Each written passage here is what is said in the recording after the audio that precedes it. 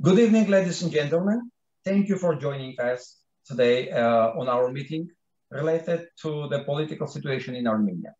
So today's guests are Haik Martirosyan, political scientist, Haik Grigorian, attorney, and the moderator, Sofia Badalian. She's also a student at George Washington University studying international affairs and cross-cultural communication. She is also the president of the GW Armenian Student Association. Good evening. Hi. Good evening. So the first question I will ask you, what's your take on the war against Armenia and its aftermath? Was it planned long before, and what are the main countries involved in? Mr. Martirosyan? Well, what's the take? The take was this was a war in the making for 30 years almost. But this concerns only Azerbaijani side. Azerbaijani side was the only one that was preparing for the war. The Armenian side was doing nothing and being stupid and idiotic through all of the 30 years and the three regimes that succeeded each other. The main problem in the thinking is, and we are not talking about this in Armenia, unfortunately. The main problem was the mentality that Russia will not allow Azerbaijan to attack its closest ally. What happened was the exact opposite. Russia made a deal with Azerbaijan and Turkey and helped them regain control. I mean, I hate saying regain, I should say gain control, because Azerbaijan had control over those lands only for 70 years, not more, not ever before Soviet Bolshevik rule. So they gained control over Artsakh and even territories of the Soviet Armenian Republic that were in the Soviet Armenian Republic, thanks to Russian help and Russians allowing Azerbaijan and Turkish military forces take over the historic and legal Armenia. So this was the main problem. The second problem that was stemming from this one was the inherent systemic corruption in Armenia. And corruption never stopped, not even during this regime, the Pashinyan's regime, because there is a common acceptance, or there was before the war, that this regime is not corrupt. In my opinion, my deepest belief is this regime was the most corrupt one, but it was also the most deceptive one. So the corruption went on and on and on. And things were stolen from the army, finances were stolen, were embezzled, the budget of the country was wasted. But the most important thing is that the necessary military equipment, the military gear, the hardware was never purchased, especially under this regime, the current regime. Why? Because in my belief, and I have no doubt about it, absolutely no doubt about it, this regime did everything not to purchase the weapons, to have a weak army, an army that has a shifted balance in comparison with the Azerbaijani army that got its best gear and the most advanced military equipment during the years of 2019 and 2020. So this regime, that's a treasonous regime, did everything so that the Armenian army is not able to withstand the attack. Regardless this fact, the army fought, not the generals, but the army itself, the Armenian people fought.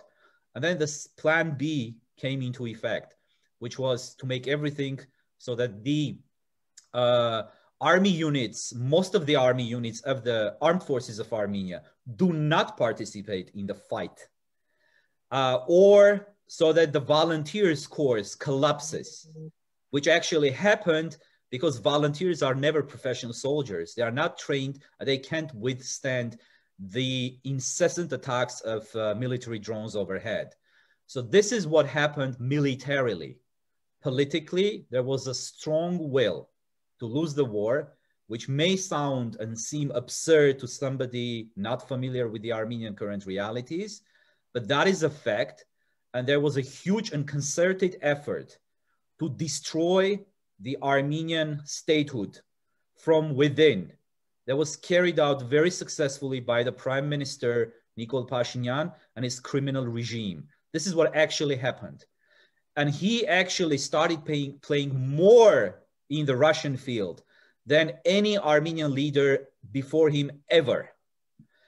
And also there is, I, as a participant of the so-called, as one of the leaders actually of the so-called revolution that we were doing, believing that democracy will come to Armenia, that national ideas will start prevailing in Armenia.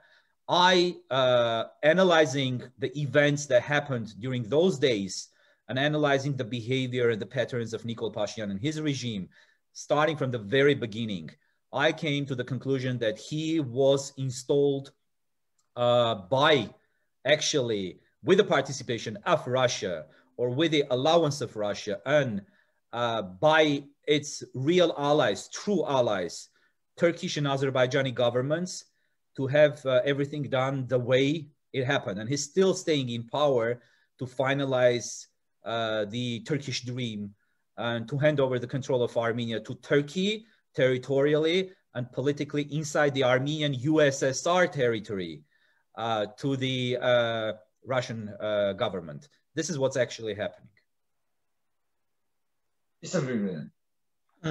I think everyone will agree that the only party who is the loser of this war is Armenia. All other participants, even proxy participants such as Russia and Turkey, they won. Russia won military access to the region. So instead of UN peacekeepers, we have now Russian troops in Artsakh. We have Turkey troops in Artsakh under the fake cover of orientation or monitoring center in Aghdam. And we have Azerbaijan who gained, control of Armenian territories. So the only party who lost is Armenia, whereas Russia was considered our strategic ally. And the whole concept of our military independence was based during past 30 years was based on Russia being ally of Armenia. So that concept was in one day was destroyed. So the reality now is that we still continue to call us as a closest ally of Russia. But I want to make some, general comparison to Ukraine and Georgia. When there was war between Georgia and Russia and the war between Ukrainians and Russians, Armenians used to say, especially Serge Sarkisyan regime, that our diplomacy is so good that, see what happened with that stupid Ukrainians, what happened with the stupid Georgians. They, went to West, they went to America or Europe, and they lost the territory. But what happened with us is the worst. We not only lost the territory, we also stay in the same, colonial rule of Russia. So that's the first, take that we can, emphasize today. The second is that our army that, when I say army, now I will be referring to the ruling class of the army, the generals, political and military governing bodies of the army. So we were under impression that our army is prepared for any sort of military conflict with Azeris.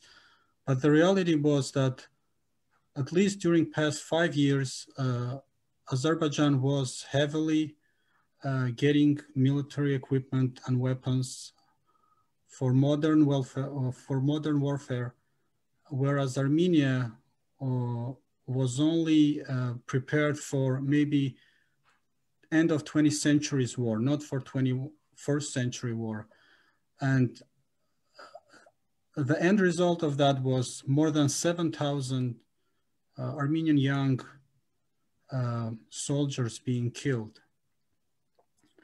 And as far as the my impression of how the world reacted to this conflict is that, of course, Turkey alone never would dare to interfere, especially through mercenaries and direct involvement in this conflict, because this area, Caucasus, is considered by global powers as a Russian influence area. So without Russians' agreement, Turkey would never interfere, and Azerbaijan would never attack in this scale, because we know during the past 30 years, every year or maybe every month, there is a small skirmishes between the parties. But full-scale war could happen only with Russians' permission and or advice. And the end goal, as we see now, when the protests starting coming up with the slogans of, you know, uniting with Russia, etc., we can more clearly see the pretext of all these, you know, messages that what was the main goal, which is, if we compare with events of 1918 to 1920s, we will see that a Russian-Turkish pact or alliance again works against Armenian people, each side having its own interest, and with tragedy for Armenia, as it happened in the early 20th century. Colleagues, I just want to remind you and emphasize that Armenian army was fighting against Azerbaijan army, against Turkey, and against own government, own generals. They didn't lose the war. They were betrayed. And you forgot to emphasize mercenaries fighting there. You forgot to emphasize chemical weapons they used against Armenian civilians and the army. So what do you think for future? Will we be allowed, is it legal already afterwards to use mercenaries, chemical weapons to solve territorial problems? What do you think? Well, the problem here is that the truth, the righteousness lies within the powerful and the winners. Therefore, Turkish side doesn't give a damn about anybody's opinion. All they care about is their national interest and their national idea, which is the destruction. First step is the destruction of Armenia, and then the enlargement of the Turkic world and sort of a unification. And Armenia is a roadblock on that way, so it needs to be removed in their opinion, in their ideas. But the point here is that it's not that Armenia was fighting Turkey. Armenia was fighting Turkish military units and Turkish equipment, but Turkey as a country wasn't involved in the war using its whole military force. It was not a Turkish military operation. It was an Azerbaijani military operation with huge and very important use of Turkish actual military forces and Turkish military equipment, military hardware, notably the attack drones. And also the military advisors, Turkish military advisors and Turkish communication systems, a lot. But it wasn't that the Turkish army was fighting. So there was a very good chance for Armenia, at least not to lose the war or to have minimal losses. What happened exactly was the betrayal you spoke already about. However, I need to emphasize one thing. There is no way Armenia can overcome this, and Armenia can get stronger or recover or get better military hardware and be able to defend the rest of it. And then, of course, there is the issue of liberating the lost territories that are part of the Republic of Armenia, according to all international documents. And we've spoken about this at length and a lot previously. By itself, Armenia cannot regain power or cannot come to balance, create a balance of power with the Azerbaijani Turkish forces by itself. It also will never be able to do that with Russian help, because this all was a Russian plan to better their relationship with Turkey, their alliance with Azerbaijan. Therefore, they decided it's in their interest to donate part of Armenia, which is Artsakh, and the 7 liberated territories that have been part of Azerbaijani SSR, but not the first Azerbaijani Republic. Therefore, they were occupied by Bolsheviks and donated to communist Azerbaijan. And before that, all the historical documents, all the international documents prove that those territories were Armenian territories and they were occupied by Bolsheviks and then donated to Azerbaijan. So Armenia will not be able to do all of this with the help of Russia. Russia will not provide military gear. They will match the Turkish newest drones. For example, they started production of Akinci drones that are 2 or 3 times more powerful than the Bayraktars used in this military operation against Armenia. So they're basically invincible. Armenia will not be able to withstand that without external true military support. Who can provide that support? The West. There is a huge campaign in Armenia to discredit the West. Many agents of Russian interests inside Armenia are promoting the fake and dishonest idea that the West, notably they target the United Kingdom, of course they target the United States, of course they blame France for being so-called silenced, while France twice, it's well known, twice has offered on the highest level military help to Armenia to withstand Turkish attack. And Armenia has refused because Nikol Pashinyan had to carry out the orders of Azerbaijan and because that was his way of betrayal. So the agents of Russian interest are promoting this idea that West was behind the losses of Armenia, not the Russia, while actually Russia enabled Azerbaijan. And to prove this, it's just enough to watch the 2 press conferences of the Russian leader, who openly, and I should say very honestly and very sincerely, said what the Russian position was during the war and even after the war, that Artsakh, with all the 7 surrounding liberated territories, do not belong to Armenia. They should have been so-called returned to Azerbaijan. This is what the Russian leadership said on the record in their press conferences. Therefore, it's extremely obvious what Lavrov's plan was, has been spoken at length. It's not a secret anymore. Therefore, Armenia has to find new allies. Now, with the Trump administration thankfully gone from Washington, we have the Biden administration, which is way smarter, which is getting rid of the isolationist policies of the Trump era, which is announcing that it will get involved again in international politics, which is already showing signs of support for Armenia. But I would like to stress one very important aspect here that we're not talking about again. This is extremely important in relations to the United States.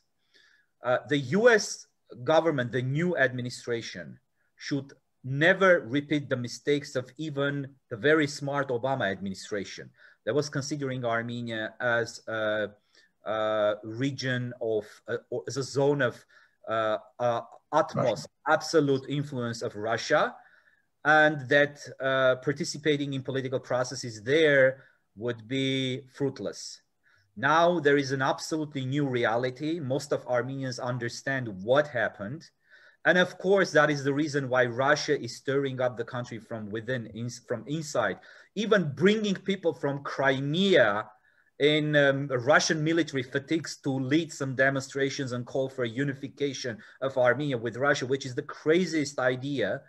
I mean, it's crazy even to unify, which country should I say, even with Australia, right?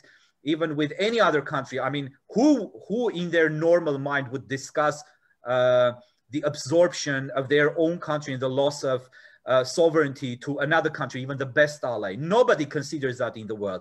But in Armenia, these processes are taking place because of Russian policies. Now, this new Biden administration should stop, or should never repeat, rather, the wrong policies of even Obama administration. And I'm not talking at all about Trump administration. never gave a damn about what's happening in Armenia. So Biden administration has to start thinking of how they can support the Armenian people, how they can offer something to the Armenian people and Armenia as a country. Despite the Armenian government's undeniable rejection that will come, that already has come, or that is still to come, right? So the government will always reject the American help as long as it's in power, this regime. But the United States government should not cease with its efforts, because but this time they have to come up with a concrete plan, with concrete offers for Armenia and the Armenian people. And that's the solution for the Armenian people, but not only the United States, the West in totality. Europe, which is of course politically not in the best place at this point and economically, but that doesn't matter. Europe still has capacity to withstand the threat that they see, the regional threat, and they are the natural allies of Armenia. This, however, doesn't mean that Armenia shall become enemy of the Russian state. No, that's not in Armenia's interest. Armenia should always have very good relations with Russia, but they have to be good relations. They shouldn't be relations or a relationship between a slave and a slave owner. That's the case right now. So it's possible to do. And by the way, the Russian political thought and Russian political system has always respected and dealt with respect only with countries and people who have shown signs of sovereignty, who have shown dignity. In that case, they have even supported those countries, not destroyed them. And take Azerbaijan. Azerbaijan has conducted itself with dignity throughout 30 years. They have used Russia. They have shown Russia that they have an alternative to Russia, which was Turkey. The closer they got to Turkey, the more Russia assisted them to have them by its side. While Armenia behaved in a terribly indignified way, totally behaved like a slave, literally, gave up almost all the sovereignty. And the result is that Russia traded Armenia for pennies to gain Turkish alliance and Turkish economic participation in Russian economy and business deals, etc., etc. The rest of the story is very well known. This is what we should consider. And there is a way to recover, but that way may never be organically. It has to come through the Western, and not only Western. Armenia should also think about new type of alliances, new type of relationships with China, notably, with and also with the Gulf countries that are pretty powerful these days, that have big interest in this region, and some interest of some of these crucial players in the Gulf region coincide with the Armenian interests, and we should start exploring this. But again, nothing is going to be possible as long as this treasonous regime is in place. Unless this regime is removed, Armenia is going to be lost. For me, it's not a surprise for Turkey to act, to use illegal means or unhuman means to conduct a war. Even in 20th century, we saw, how the Turkish army can take over Cyprus despite any, rules of international law, etc. So it shouldn't be surprising that they used chemical weapons, or they use people as a hostage to get leverage in negotiation, etc. So the most important lesson from the history that we need to take is that Armenia needs to be more powerful, less relying on outside source, on outside assistance. And it may sound simple, and it may sound, very, very simple.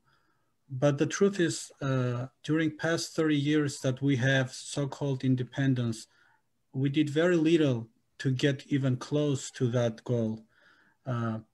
So always the discourse was and discussions was around West or Russia, etc. But the reality is that we lost a lot of time during past 30 years when Turkey wasn't so powerful, because Turkey started to become a regional power only during past 10 years or so. And how it started, they first started to go to West, expansion in Greece, and then south to Syria, and then none of that worked. And they figured, Armenia is the weakest spot to move forward with their nationalist ideas. But Armenia needs to concentrate right now on demographic issue, because population, we need increased population in Armenia. We need more professional army. We need more powerful economy, because without all these elements, you cannot have powerful army. You cannot be a player, even regional. And as Mr. Martirosyan mentioned, we should stop thinking that Russia is the only possible solution, that Russia is only foreign partner that we can have. This is not, Russia-oriented world. This is not only West, this is not only America. There is other countries, middleweight countries that Armenia can deal with and partner with. And I agree that Armenian government didn't have goal to win the war. I agree that there was internal treason. There was a program to implement Lavrov plan by Armenians' hand included. So this was multi-layer treason. So I also agree that any progress that we are talking for Armenians and Armenia cannot be achieved if this government of Nikol Pashinyan stays in the power, because it is complete untrue statement that Nikol Pashinyan is a Western-oriented political leader and anti-Russian, and that was the reason that we get the war. No, that's 100% inaccurate. He was Russian-oriented. More than anyone. He was Russian-oriented or Russian agent, political figure who was installed as a head of the government to implement Lavrov plan in Armenia. And the only way he could do that by killing 7,000 of Armenian soldiers and then declare to Armenians that I stopped the war and Russia is our ally, he helped us and he stopped the war. That was the whole story that we faced, and we need to take lesson from that. Okay, in fact, there are mercenaries in the region. They are still existing in the region.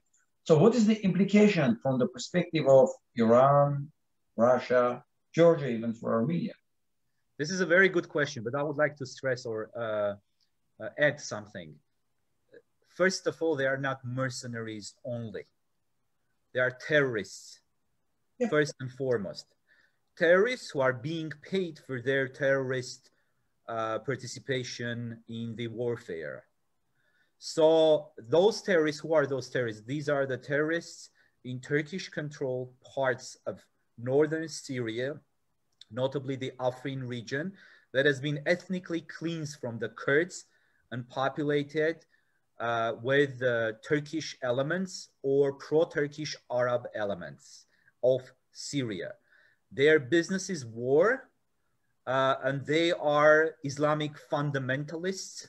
They are Islamic terrorists. There is a lot of proof. It's a recognized fact by the international community and international organizations and foreign governments. And nobody questions this fact but Azerbaijan and Turkey themselves, who brought those terrorist mercenaries to fight against Armenian forces.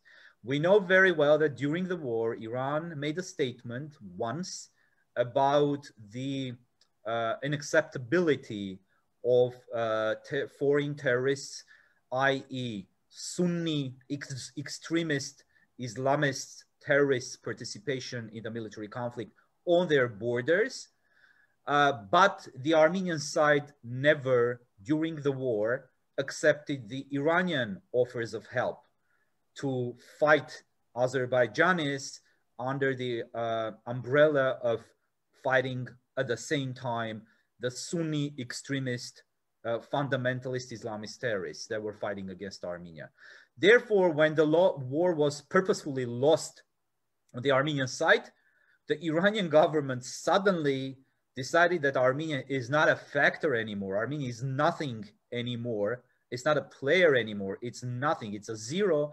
Therefore, they went on and congratulated Azerbaijani government for their victory, which means that they made a decision, a political decision that because Armenia is non-existent, basically, the most powerful player in Caucasus right now is Azerbaijan, so they have to deal with Azerbaijan because their main threat at this point from the perspective of land intrusion and incursion comes from the Azerbaijani side, not from any other side. But this is a different topic. So this is what comes to the issue of terrorist mercenaries.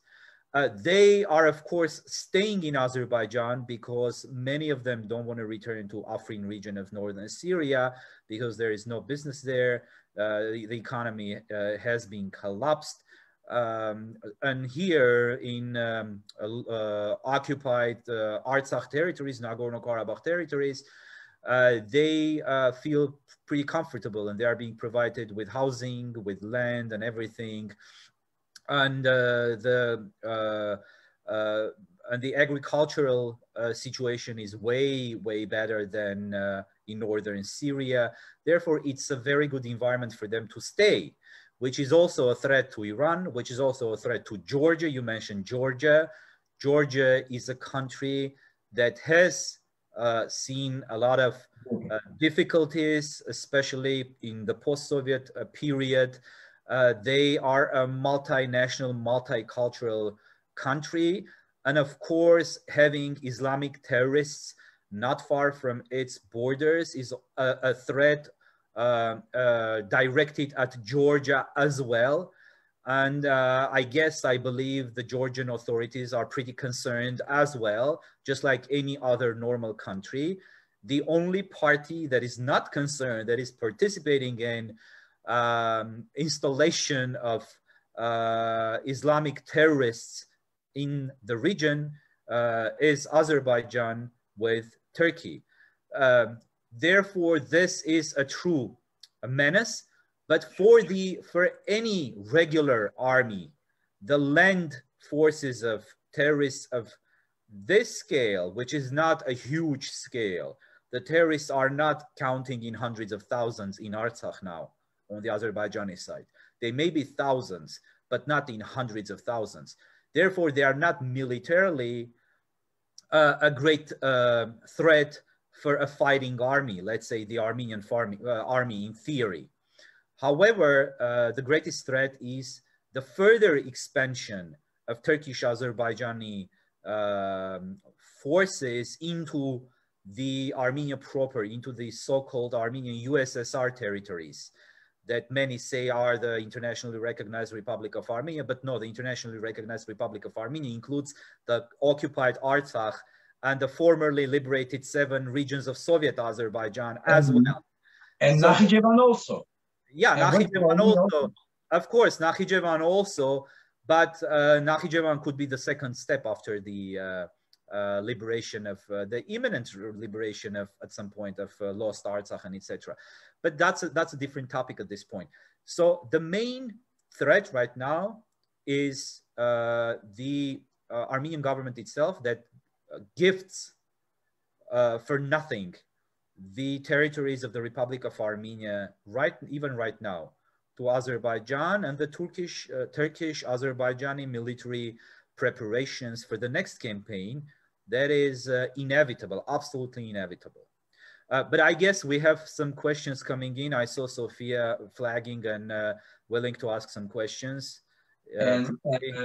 Let's give a chance to Mr. Grigoriani if has something to say. Yeah, very briefly, I think the mercenaries or terrorists currently in Azerbaijan mainly play the role of leverage for Turkish and Azeris in negotiations, in upcoming negotiation, because I think everyone will agree that nothing was resolved as of today in basically, because what we see, we only see the end of the active military campaign, but the negotiations, not only for the future status of the territories or Artsakh and future status of communications that everyone talks about, reopening railroad, etc.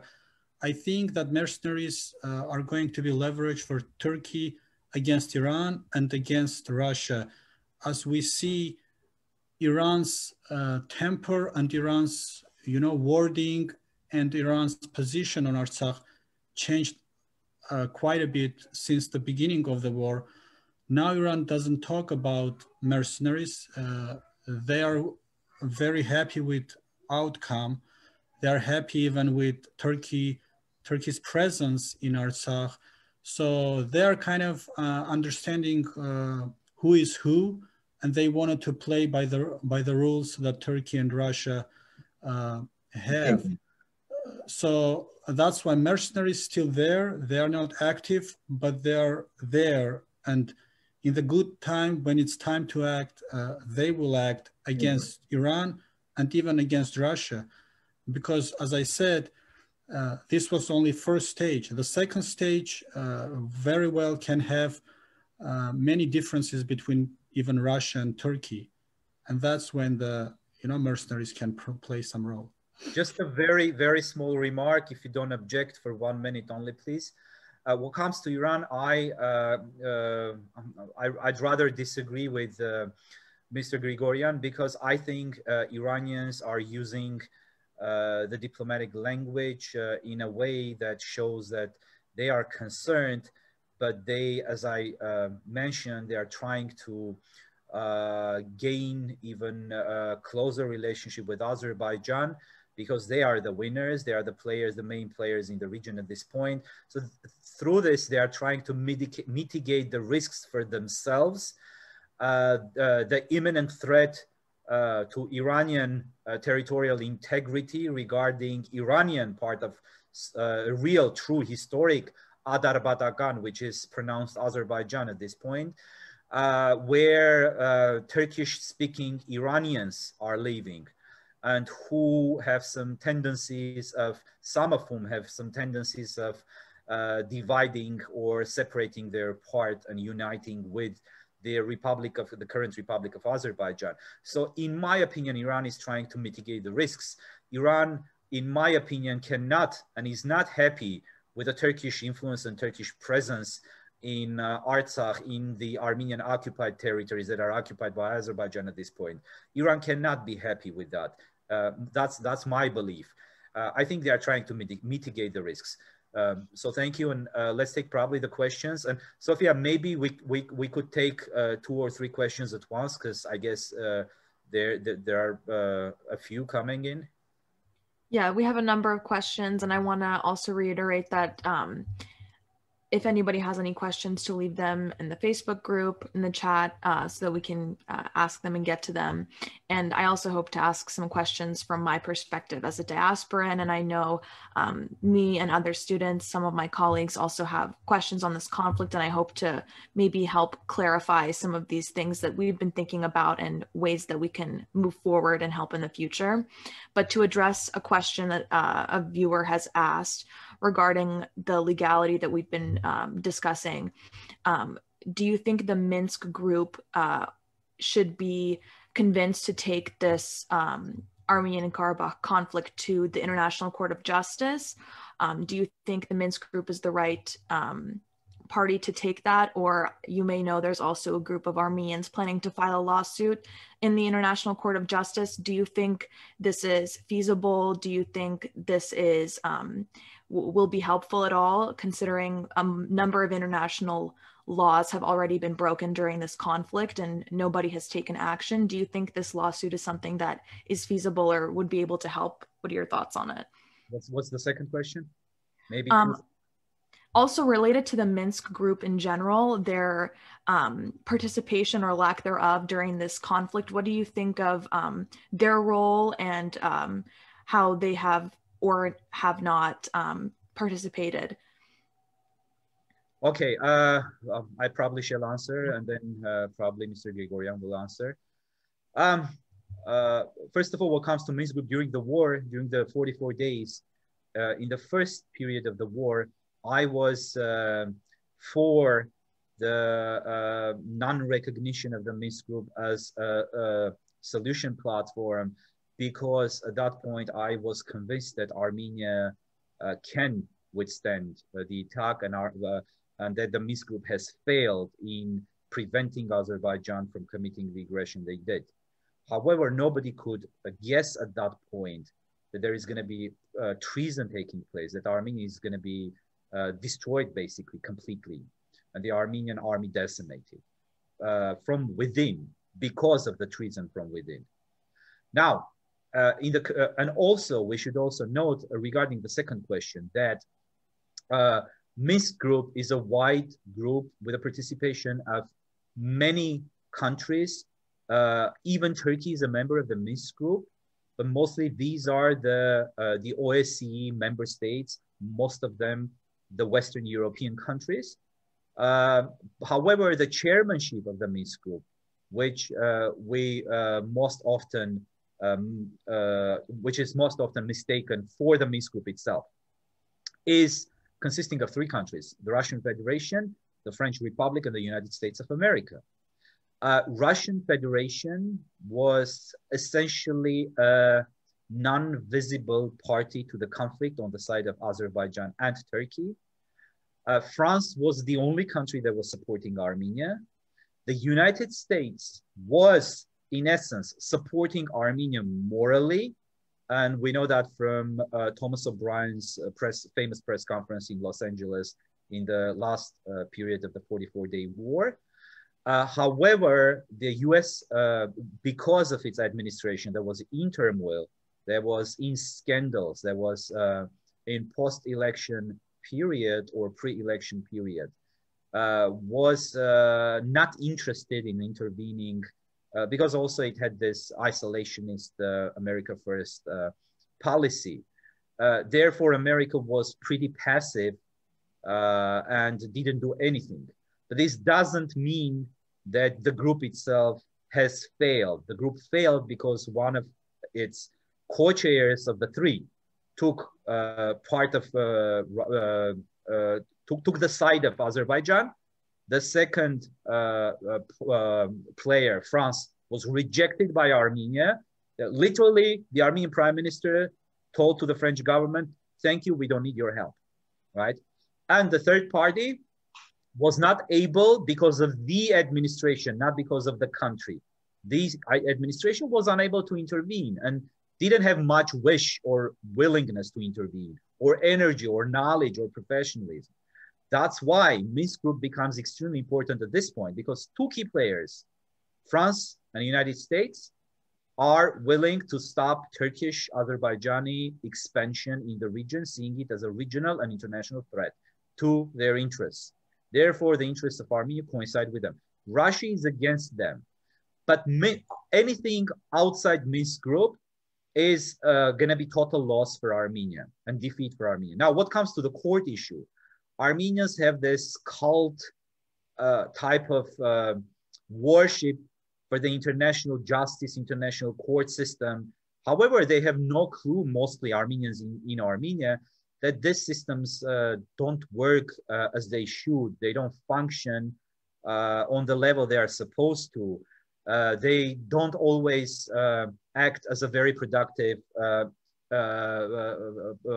places to find justice.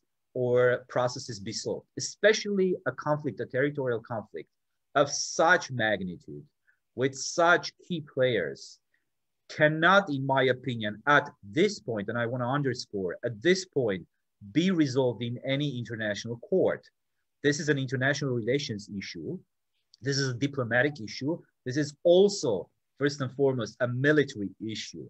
Therefore, the question should be resolved in the framework of Minsk Group with the active participation of two truly neutral parties that morally support Armenia, understanding that Armenia is a righteous party, but also understanding that it's in their interest as well not to let Armenia be swallowed by the Turkish world.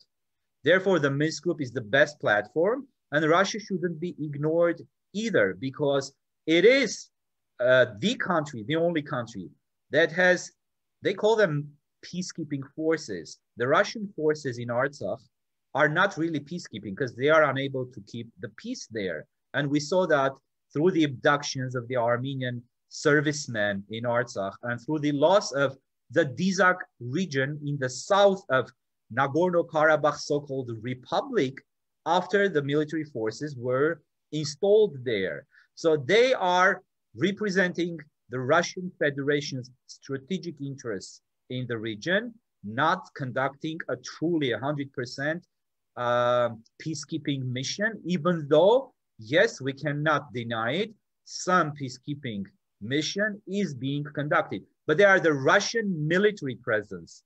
They are Russian forces, not international or neutral peacekeeping forces in Artsakh. Therefore, Russia, as also the country that has huge influence, right now it's immense influence over Armenia, cannot and shall not be ignored. Armenia and the new authorities of Armenia that are still to come should deal with Russia with respect, but demand respect from Russia as well. Therefore, the answer is the solution at this point, this stage, lies within the Minsk Group. Mr. Rivera. Okay, I want to start with the Germany Chancellor Bismarck words that says that no land can be gained or no land issue can be resolved other than with iron and blood. So I can't remember or I can't imagine in history at any point that any country will get a land-related resolution by any court of justice. But it doesn't mean that these processes need to be ignored. Legally, there needs to be action filed, but we need to understand those are not going to resolve land-related issues. They can resolve compensation issues. They can resolve some acknowledgement of specific, labeling specific things as we want them to be labeled, etc. As I know, such processes are now going on, and they need to be coordinated by government, because they cannot be private, even though they can be private, but the political influence of these actions will be if they are managed and, organized by government. As far as second question about Minsk Group, we need to see the realities. The reality is that Russian government announced a few days ago that Turkey needs to be part of the resolution of Artsakh conflict, which means Russia as a Minsk Group co-chair ignores the existing format of Minsk Group and invites third party into resolution. And we need to also acknowledge that none of the co-chairs, France or America, reacted to that announcement as of today. And I agree with Mr. Martirosyan that America's passiveness was due to only Trump administration. It's not the policy of America right now. And I believe the future of Minsk Group is solely depends on America's actions, because France alone cannot save Minsk Group. They tried, they failed. France tried to offer their hand tried to offer their solution, but Armenia ignored that, Russia and Turkey ignored that by actions, and America didn't act due to Trump's administration. My hope is that America will be more involved in Minsk group, and they will be able to revive the Minsk group. And at that time, the main issue will come as what is the international status of Russian troops in ΑΝՑՅԱΛ? Because right now, by international law, Russian troops cannot have any legal support other than that November 9th document signed by 3 countries, and that's it. That's the only document that gives power to Russia to keep that troops there. But there is no international mandate for that troops. That's why we cannot call them peacekeepers. Of course, partially they do keep the peace, but we need to understand that that is against the principles that America announced. One of the government officials of United States announced during the war that there should be neutral peacekeepers. And neutral means they should not be parties from the conflicting countries, from the neighboring countries, and from the co-chairs, which means Russian troops by default cannot be peacekeepers because they are involved in the resolving of the issue. Party cannot keep the peace in the region where he is also involved in, to making decisions about that process. So this area is very gray right now. It's difficult to predict, and it's mainly the future of that will be mainly the resolution mainly will come from United States, because Russia and Turkey, they already announced what their intentions are, and those intentions are against the United States interests. So we need to wait until America reacts. So regarding American involvement, we have some other questions in the chat regarding alliances, and someone was wondering if it's possible for the United States to not give up on Armenia if Armenia's behaving as a Russian satellite still. Is it possible to create alliances? You mentioned in the Gulf states, with China. Someone also asked in the chat with India, if it's possible for us to enhance our diplomatic relations with India, also considering Greece recently announced the deepening of relations with India due to Pakistani involvement in Turkey and in the Eastern Mediterranean. Is it possible for us to build these alliances while still under the thumb of Russian, not even alliance, but control? And if not, how can we distance ourselves from Russia while keeping good relations, but having our own independence and sovereignty in these kinds of situations? This is a very good question, actually. Not only Armenia or the United States could strengthen its relationship with Armenia, or Armenia with the United States and the rest of the players, but they should. They absolutely must, I shall say.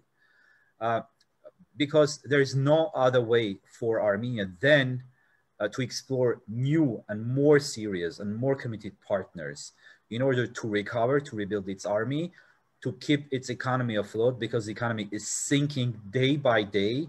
The country is slipping into utter poverty and economic destruction.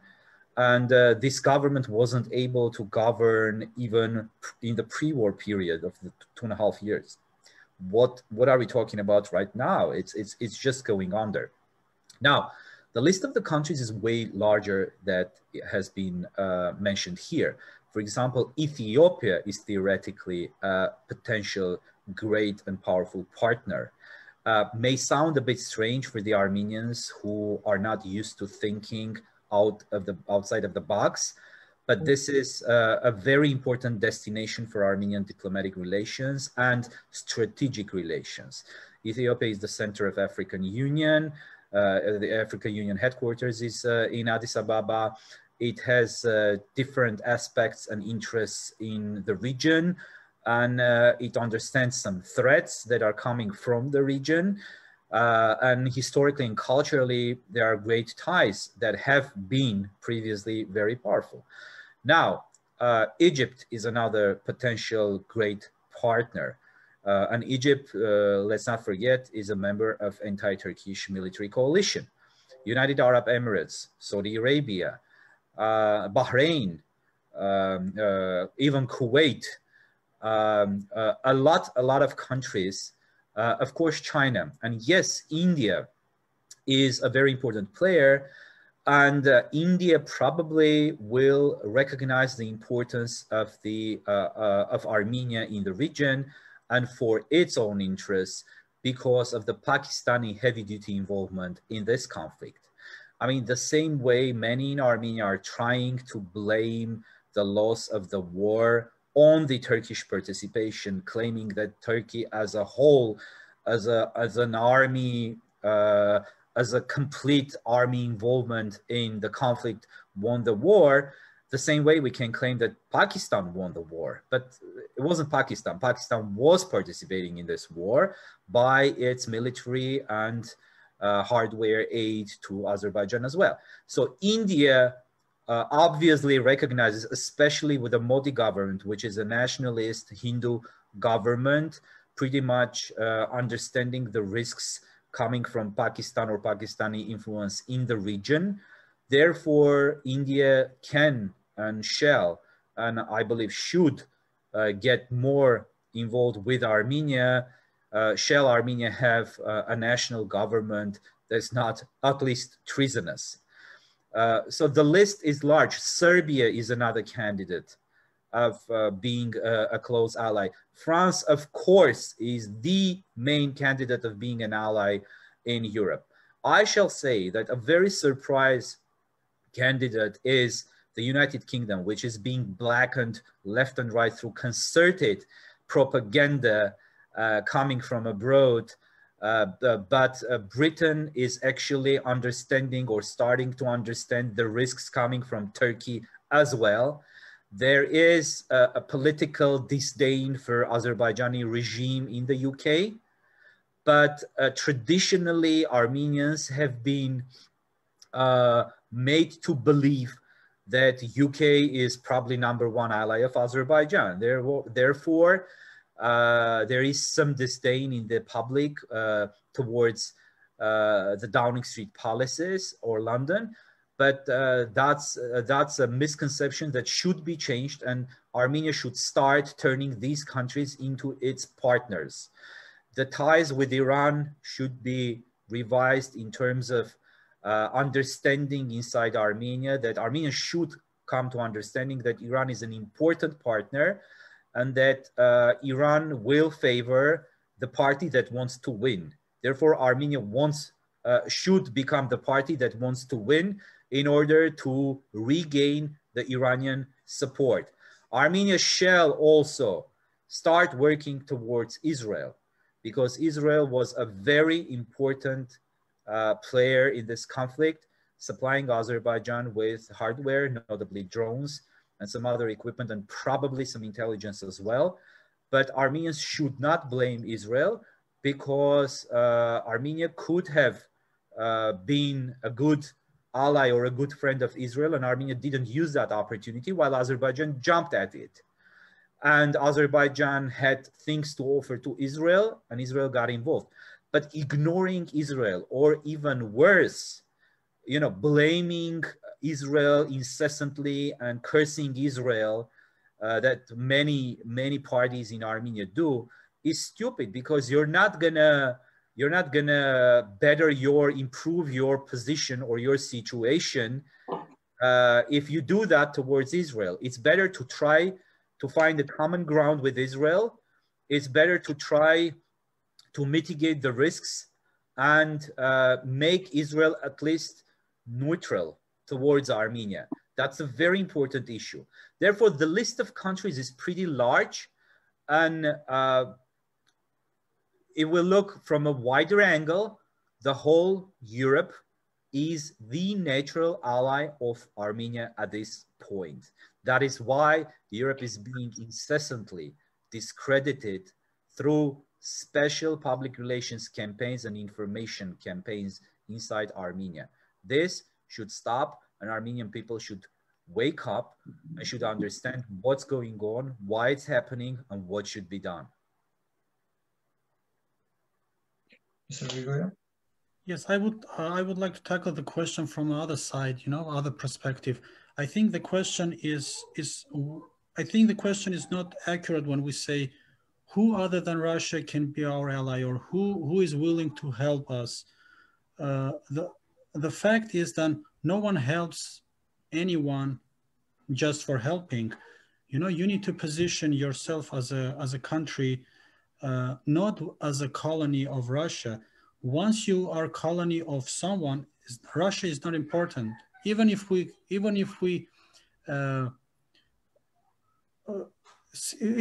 call ourselves a colony of Tanzania, still you don't give space to any other countries to work with you, because once you colony, your landlord is taking care of all your foreign affairs. So you need to start as a country to deal with your foreign affairs on your own as a sovereign country. And the fact remains that Turkey has more natural enemies than Armenia. That fact alone means that if Turkey, having so many enemies, still able to make some alliances or make some arrangements against Armenia, then Armenia, that basically other than Azerian Turks, we don't have any other enemy globally, then we should be able to work with other countries. But again, that no one wants to deal with the country or be a partner with the country who is weak, who is thinking of colonial, mentality, and who doesn't work to fight for its rights, fights for its interest. Even Israel, today we talk about Israel as, they're powerful because they have America and Britain backing them.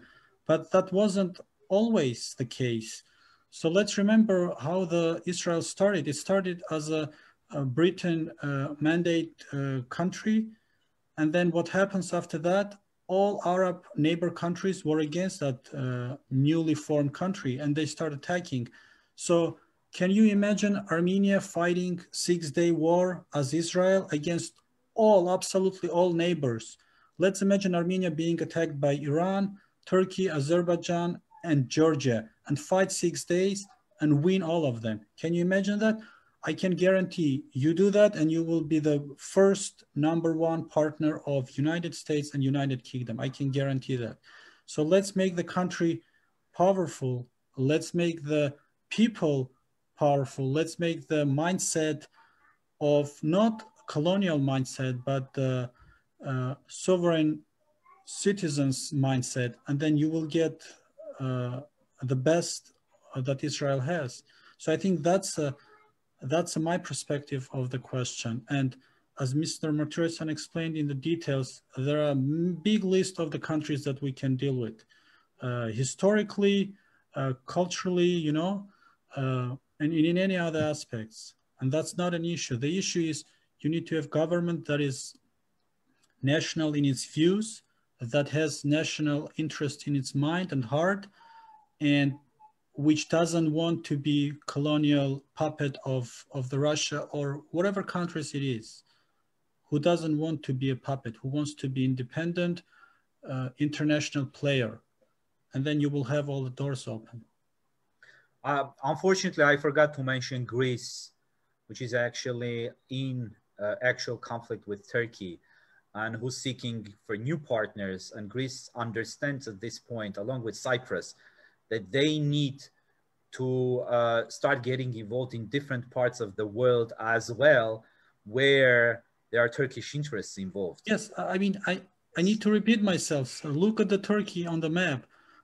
Greece is enemy, Syria is enemy, Kurds are enemy, Iran is enemy. They are surrounded by enemy. You think Georgia is a good neighbor of Turkey? No. At the good time, when time comes, Georgia will be #1 enemy of Turkey. They have also, land issues, etc. So when we say, oh, Armenia is, we are poor, we can't do much because we are, all the neighbors are enemies. Look at the Turkey, all neighbors are enemies. Anti-Turkey alliances, Greece, France, Egypt, Syria, India. So all the countries that we mentioned and talked about, all these countries potentially are allies for Armenia. There is a question that I would like to read and answer briefly, if Sophia doesn't object. It says, do you feel it would be helpful for Armenians in diaspora, especially heavily populated areas like Los Angeles, to start an armed force to be in the same mind to protect our borders? Well, first of all, there are no borders anymore. The borders are very fluid. Azerbaijanis do whatever they want. They drive into Armenian territories, into Armenian villages, they claim land, and Armenian government allows that to happen, and they put their flags and they declare it part of Azerbaijan. So in order to get from Yerevan to many parts of Syunik through Syunik, you pass through Armenian highways on which there are some signs. This is a ridiculous thing, but it's actually extremely tragic, where it says, welcome to Azerbaijan, welcome to Azerbaijan. I mean, they have created enclaves inside the Armenia proper, which is a pure and clear sign of internal treason that the Armenian government has allowed this thing to happen. But now that's what comes to borders. The essential part here is that how will, let's say, the Los Angeles Armenians form military units? First of all, diaspora should think of returning to Armenia and repatriating into the Armenia and start living there.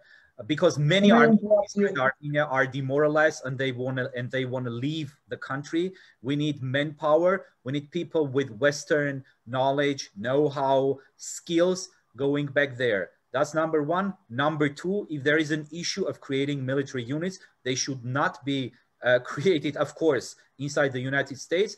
Instead, they should be created inside Armenia in the, under the auspices of the Armenian Armed Forces, but that will not and could not happen under this treasonous generals junta or under this treasonous government. But of course, the diasporans shall think of moving into the Armenia if they want to ever have an Armenia again. At least, excuse me, at least do not support this government. At least from the diaspora, we are requiring. At least do not support this government. Well, I am saying something that's being labeled as extreme by some, but that there are some, not everybody, of course, not the majority. The majority, I believe, supports what I say, and that's the following. Be it in diaspora or be it inside Armenia proper, people who after all of this, who after witnessing undeniable facts of undeniable treason, high treason by the government itself, continue supporting the government or believing them are not simply morons or are not simply idiots. They are traitors themselves. They are collaborators. So they are agents of Turkish and Azerbaijani interests by proxy through the Armenian government. Those people are not diasporans anymore. They are not even Armenians anymore. They are not even Hayastansis anymore. They are, be it because of their stupidity or idiocy, they are traitors by proxy. I heard that families got, broken up because of this thing. Brothers and sisters stopped communicating with each other. It's okay. It's even better because we cannot have treasonous mindset or traitors inside our families. It's not dividing the nation. The nation is already divided. Those who are on the side of the enemy cannot be one of us. Be it hundreds or thousands of people, they are not Armenians. That's why we see people marching in the streets of Yerevan like yesterday with Russian flags demanding Armenia to be united with Russia. I mean, getting rid of the Armenian sovereignty, right? So because these people are not Armenians, they are foreign agents, be it Russian, be it whatever you want, Filipino. I mean, of course, there are no Filipino agents, but for example, right? Be it Martian or, from Venus, whatever that is, these people are not Armenians. They should not be having their place in our society. So yes, Mr. Hakobyan, those who support the government, they are not Armenians, and they are not entitled of speaking for Armenians or being part of the Armenian society. They should be rejected. This is a hardcore approach, but there is no other way out of the situation we are in than accepting this reality. There is one question I want to read and answer, if I may. What would be a good time or time frame to break from Russia? Do the treaties with Russia forbid or prevent such a break? Are there any penalties that will be imposed on Armenia if this happens? This is a good question, and I want to emphasize one thing, that Russia is really scared to lose Armenia. Why? Because you will see how much efforts are thrown to the propaganda, to keep Armenians under the same mindset that if there is no Russia, Turkey will take over Armenia. I think this war showed the real face and the real nature of relationship between Russia and Armenia, as being not partners, but being colonial part of the Russia. And that means the following: we not only gave up our military air defense to Russia, not only we gave up our independence to be able to buy gas or gas from other countries other than Russia. Not only we gave up our railroad, our economy, our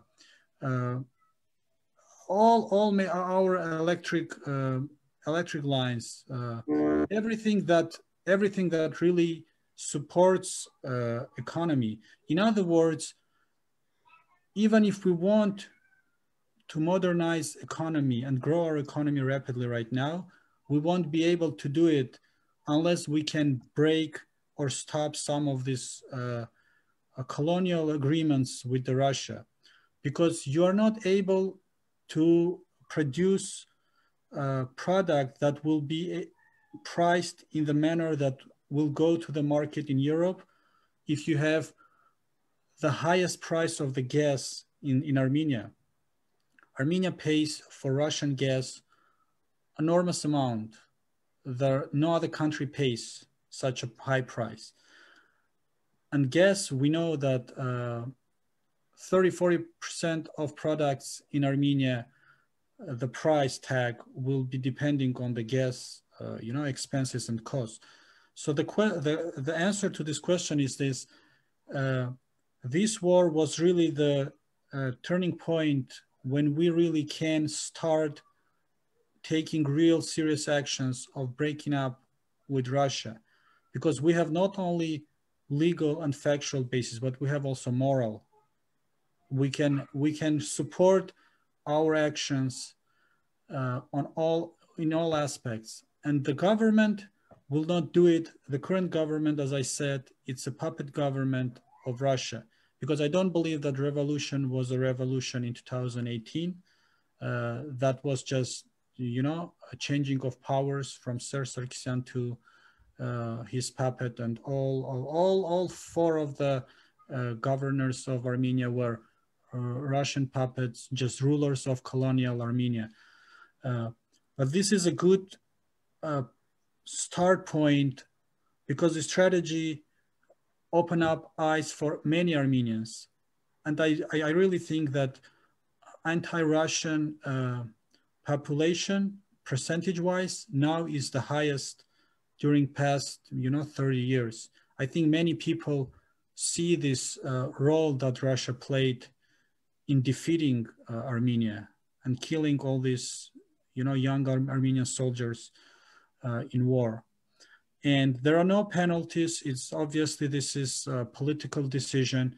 And the starting point can be, if America get involved and insisting on Minsk group format, Armenia needs to support that position and announce at some point that November 9 document was signed under duress, which is in legal terms means any document that you sign under pressure of force or imminent force can be null and void. And that's a pure example of that. So November 9 agreement is not agreement. It's nothing more than ceasefire document or announcement, which can have no legal consequences for Armenia as far as borders, as far as, you know, any other concessions that Armenia made. So I think that's my answer to that question, which is a really good question that bothers many Armenians right now. Back to you, Sophia. Sophia? Yeah, on the topic of the declaration, so do you think it's possible to pause or stop the implementation of the declaration? Is that something Armenians, either in Armenia or diasporans, can try to push? That's a very good question. Can I also take another question, please, if there is any? The following question I wanted to ask was regarding the mentality of Armenians in Armenia, and both of you have spoken to this, to the effect that a lot of Armenians in Armenia historically have been under the impression that we need Russia, that we are reliant on them. And someone in the chat also said that most likely many Armenians don't really know why they think the way they do, because this is ingrained in our society, in our mentality as Armenians. And so my question personally is that in order to distance ourselves from Russia, I think the mentality of Armenians in Armenia needs to change drastically, and that will result in changing our political parties through elections. So focusing on the upcoming elections and elections moving forward, how can we mobilize Armenians in Armenia to elect the proper government that will properly lead Armenia in our best interest, and not their personal interests, not in Russia's best interest, but for Armenians in Armenia? What are your thoughts on this, and how can we move forward in changing our mentality as Armenians to be fighting for what we deserve and what we need? These are three great questions. Thank Proper you. question. As long as I see the main problem, what we have a problem with our government, with no one else in general. Yes, yes. Well, if not this government, Armenia would not have been defeated. It's a fact. It's undoubtable fact. Karvajar, which is the Kelbajar in Azerbaijani, would never be taken. It was impossible to take, but the Armenian government gave it up without one bullet fired, one shot fired. Anyway, back to Sophia's questions. Number one, is it possible to get rid of the document and recall the traitors in chief's signature from that? Yes, absolutely. But this question has two parts. Now, why yes? Because it is titled statement or announcement, right? Հայտարարություն. Why հայտարարություն? Because otherwise any name, an agreement, a treaty, whatever that is, would have had a way higher status of in terms of international relations, and it would have been an international document of the highest degree, because it concerns lands, war resolution, peace issues, etc., etc. Now, that is why deceptively it was called a statement or announcement. But in human history, or international relations history, there has never been one single case when land has been given, huge chunks of historic and legal land have been given to the enemy country with an announcement. That's why many call this a capitulation paper document, but it's not even a capitulation document. It's a document about, it's a proof, or a proof of state treason by the Armenian government. That's what it is, basically. It is a promise to give everything to Azerbaijan. And the fact that there is not once a line mentioned in the statement about the prisoners of war, Armenians, and there is no dateline, there is no deadline, there is nothing about that. And Azerbaijanis keep up to 200 POWs at this point. They haven't returned them, while Armenia has returned everything and everybody at once, even two terrorists who were convicted killers who killed an Armenian boy a couple of years ago in Karvajar region. And Armenia gave them back happily, not Armenia, the Armenian government.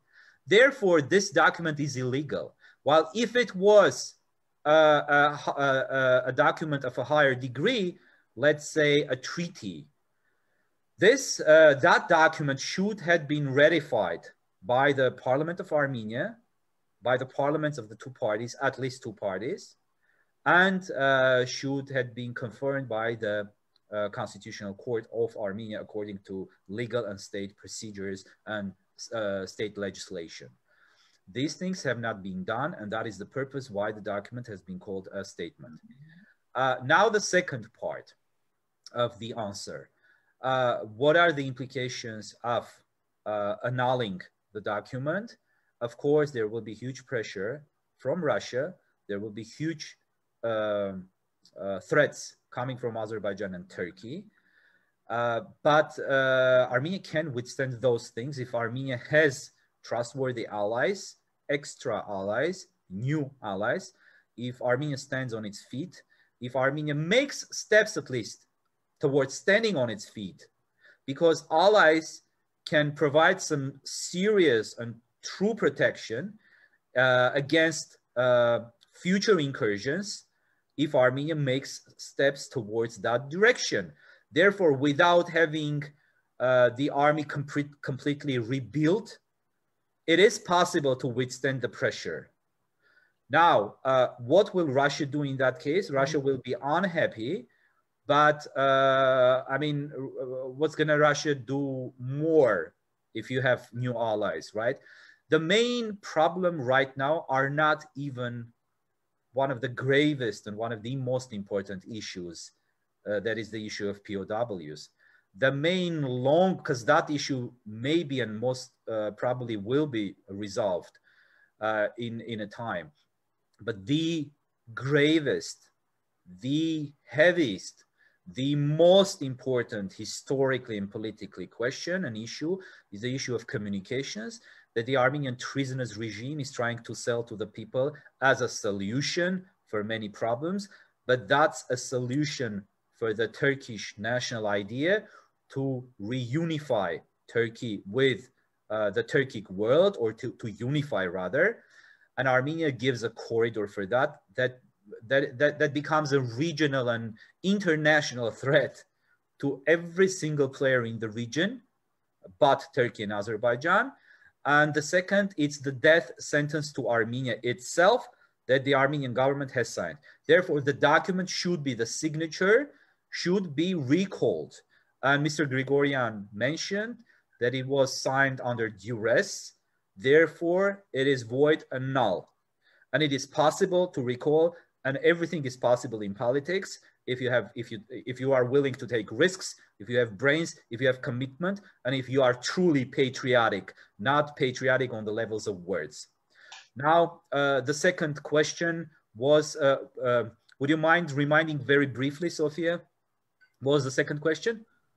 So the second question was more related to the mentality of Armenians in Armenia, yes, and yes, how we can move forward. Thank you. And then you'll remind me the third question if you don't mind. So exactly, that's a very, very good point, an excellent point. The Armenian mentality has been, and that has been the result of almost 100 years of brainwashing, especially during Soviet times, and especially post-Soviet times, that if not Russia, Armenia will be eaten, will be swallowed by Turkey. Therefore, the expression in Armenian has been either the Turks' sword or yataghan, or the Russians' sapog, or the Russians' boot. So it depends on which one you prefer kissing, the Turkish sword or the Russian boot. So the Armenians have preferred always to kiss the Russian boot rather than the Turkish sword. And the mentality has never accepted the case that why should you kiss anything at all?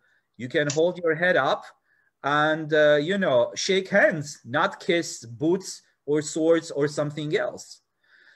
But the interesting thing is that that mentality should have been collapsed by now, because we saw that Russia was our own ally, our only ally, and we had no other allies because also of Russian pressure that forbid us from having or gaining any other serious allies. And look what happened.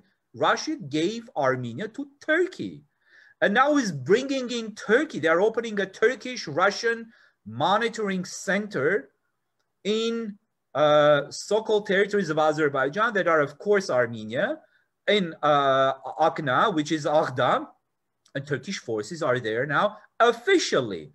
And Russia is, like Mr. Grigorian mentioned, is inviting Turkey to take part in the diplomatic, so-called diplomatic solution of the conflict when Turkey was a party of the conflict. Therefore, I'm not speaking something against Russia. I'm stating the facts. And the fact is that Russia, and I should underscore this mistakenly, because it's against their own interests as well, but they don't understand that. And we shouldn't expect them to understand what's good for them or what's bad. We should accept what their understanding is. We should accept the fact. The matter of the fact is they see Turkey as their ally against the West and as a supporter of their economy.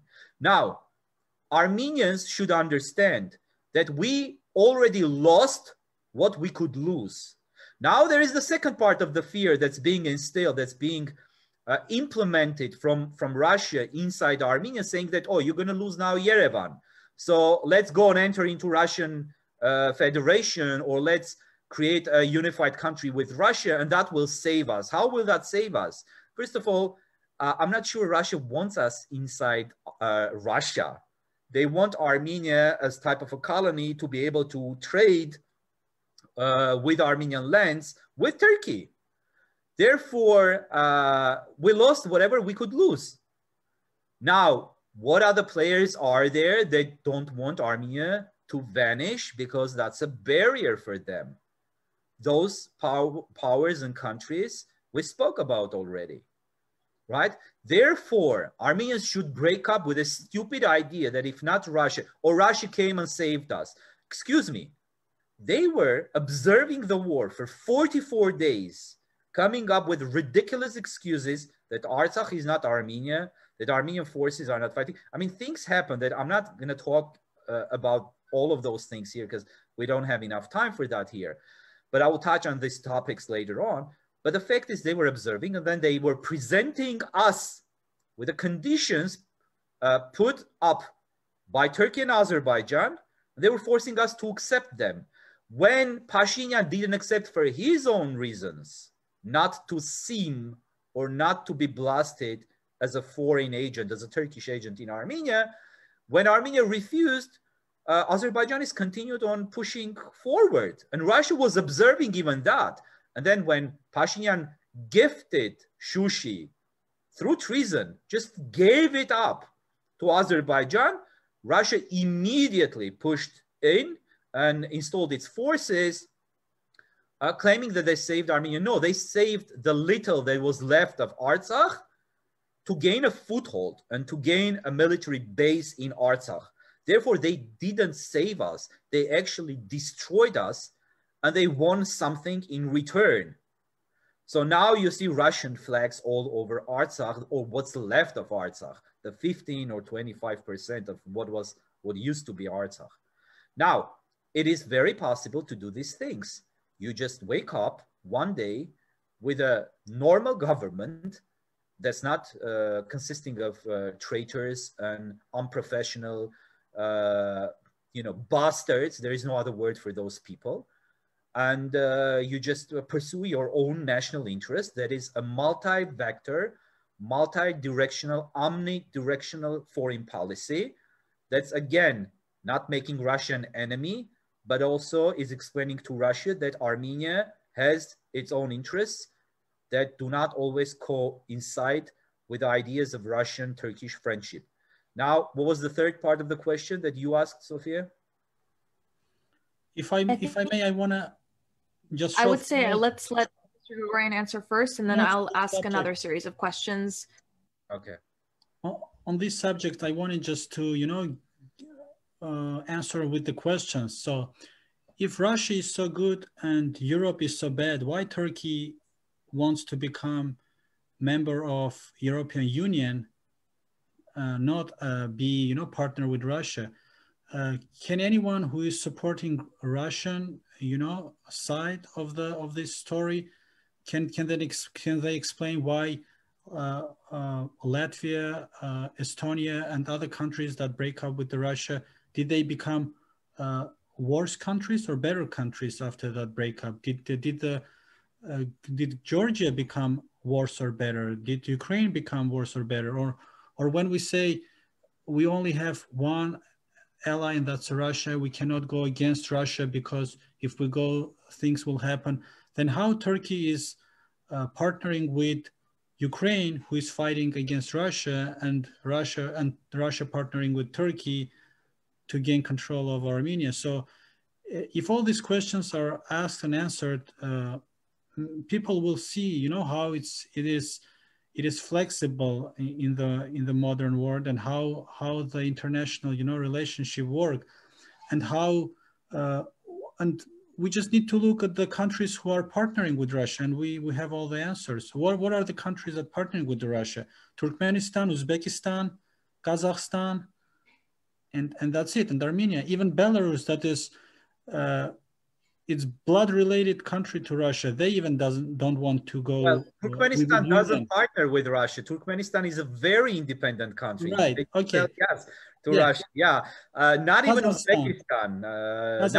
Kazakhstan acts as a very, very independent player, and they are trying to distance themselves from Russia. Even Kazakhstan. Even Belarus, that is blood-related country, they don't even want to be in union with Russia. So I don't see how this propaganda is supported, but you know, people still believe in that. But once you know, go into details and ask questions why, and can you show example of, you know, good relation, good partnering with Russia, you will see there is none. Also, Abkhazia and South Ossetia have become de facto, in fact, parts of Russia. Look what state they are in. They are in dire state. Russia doesn't really take care of them, and they got detached from Georgia. Do they enjoy a huge economic boom or what? Absolutely. Of course not. Absolutely. Of course not.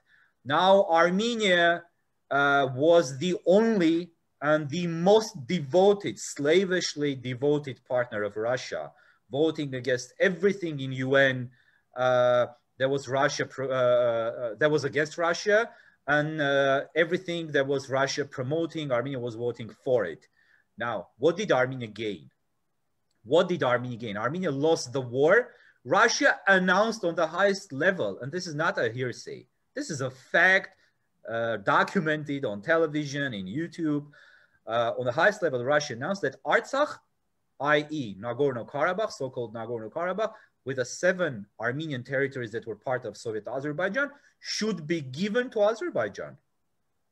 And President Putin even said, while signing the so-called announcement, there is a footage where he says, why should I read this document? I wrote it myself. I mean, of course, he didn't write it solely by himself, but it was written by himself, and of course by Azerbaijani leader Aliyev. Now, I mean, whose side is Russia? Who's supporting Russia in this, all of this? Did they support Armenia? I mean, what is Armenia going to be winning by becoming a unified state with Russia? It's going to be losing even more, or giving more control to Russia, or thinking that there is no way out. Of course there is a way out.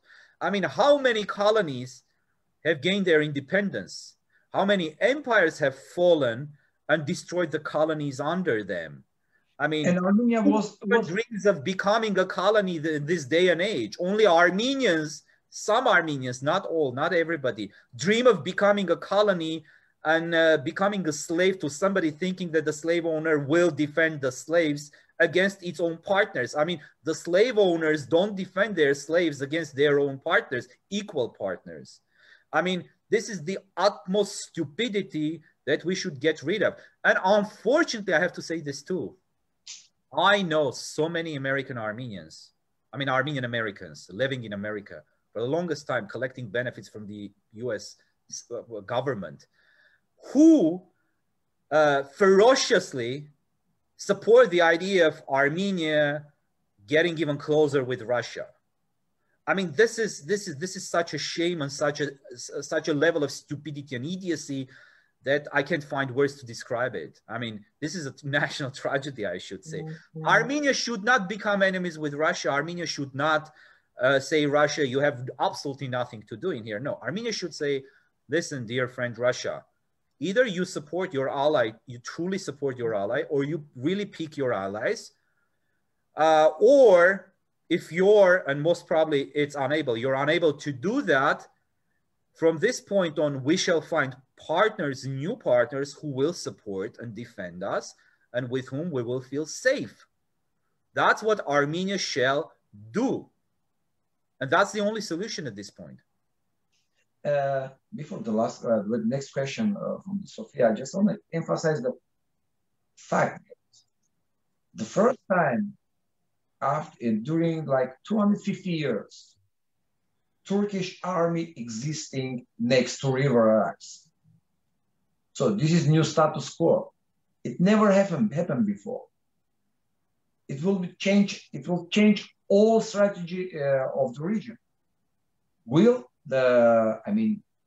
West, like US, France, all happen that?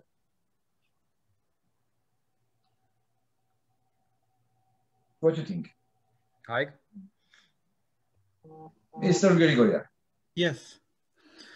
So I want to address two questions, and I will return to that question in the context of the thing. There is one question about Armenia becoming a nuclear power.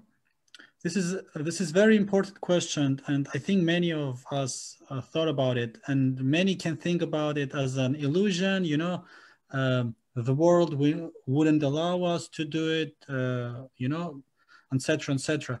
But I think that's a real deal, and with increasing Turkish presence in the region, our only hope is our strengths. So in other words, we cannot really rely on any foreign,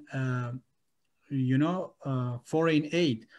Yes, I agree that, we need to change foreign policy from Russia to West, etc.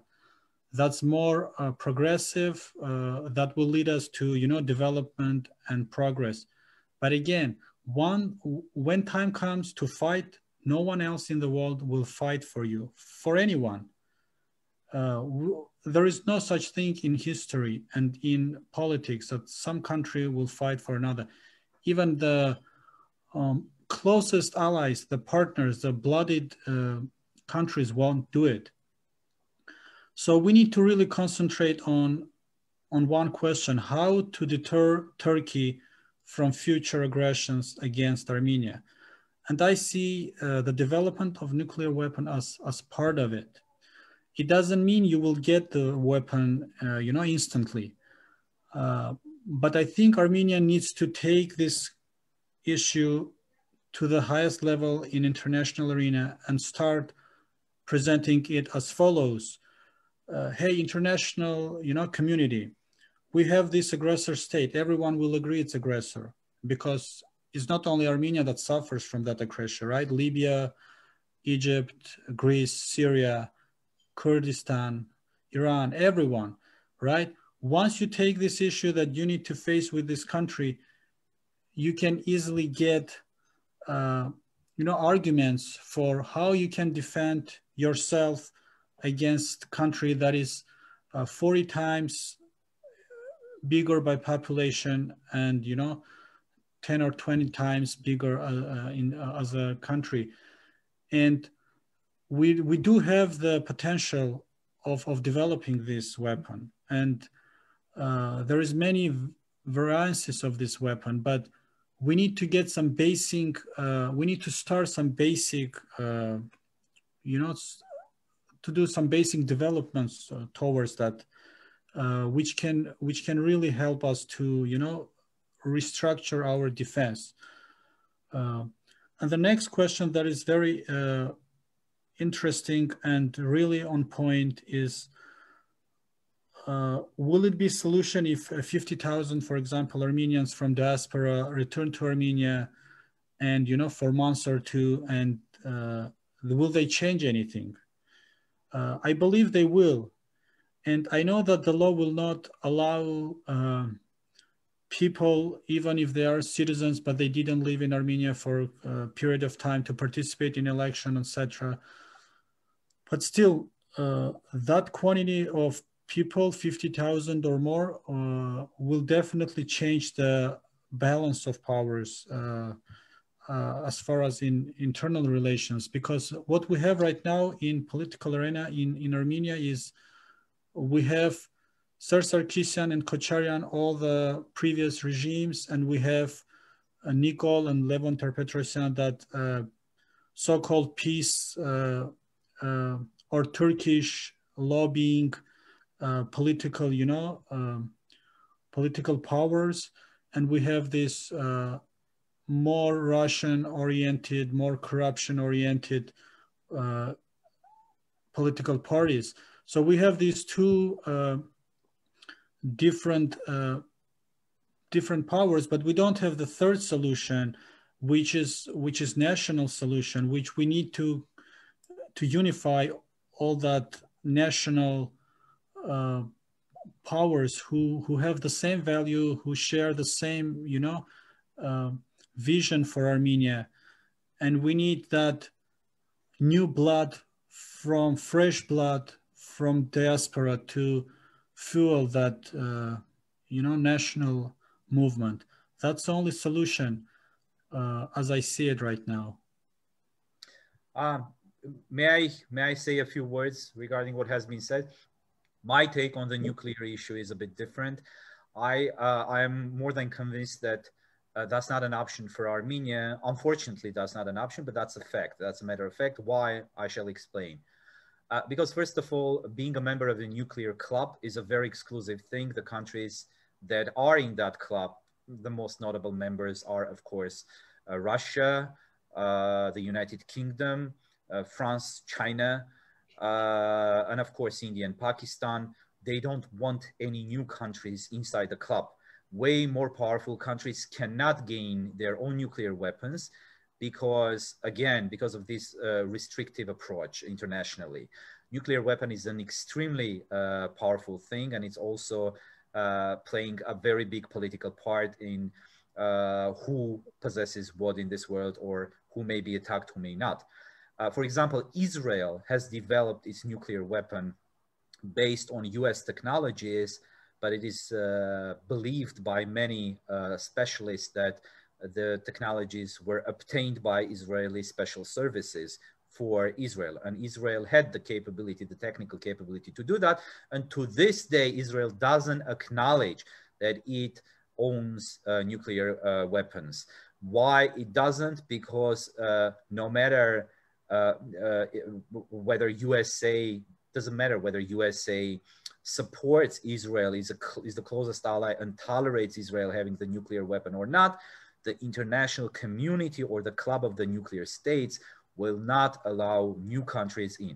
For example, there have been reports recently that Saudi Arabia has a deal, a backdoor deal with Pakistan to use the Pakistani nuclear weapons for its own purposes whenever such need shall arise.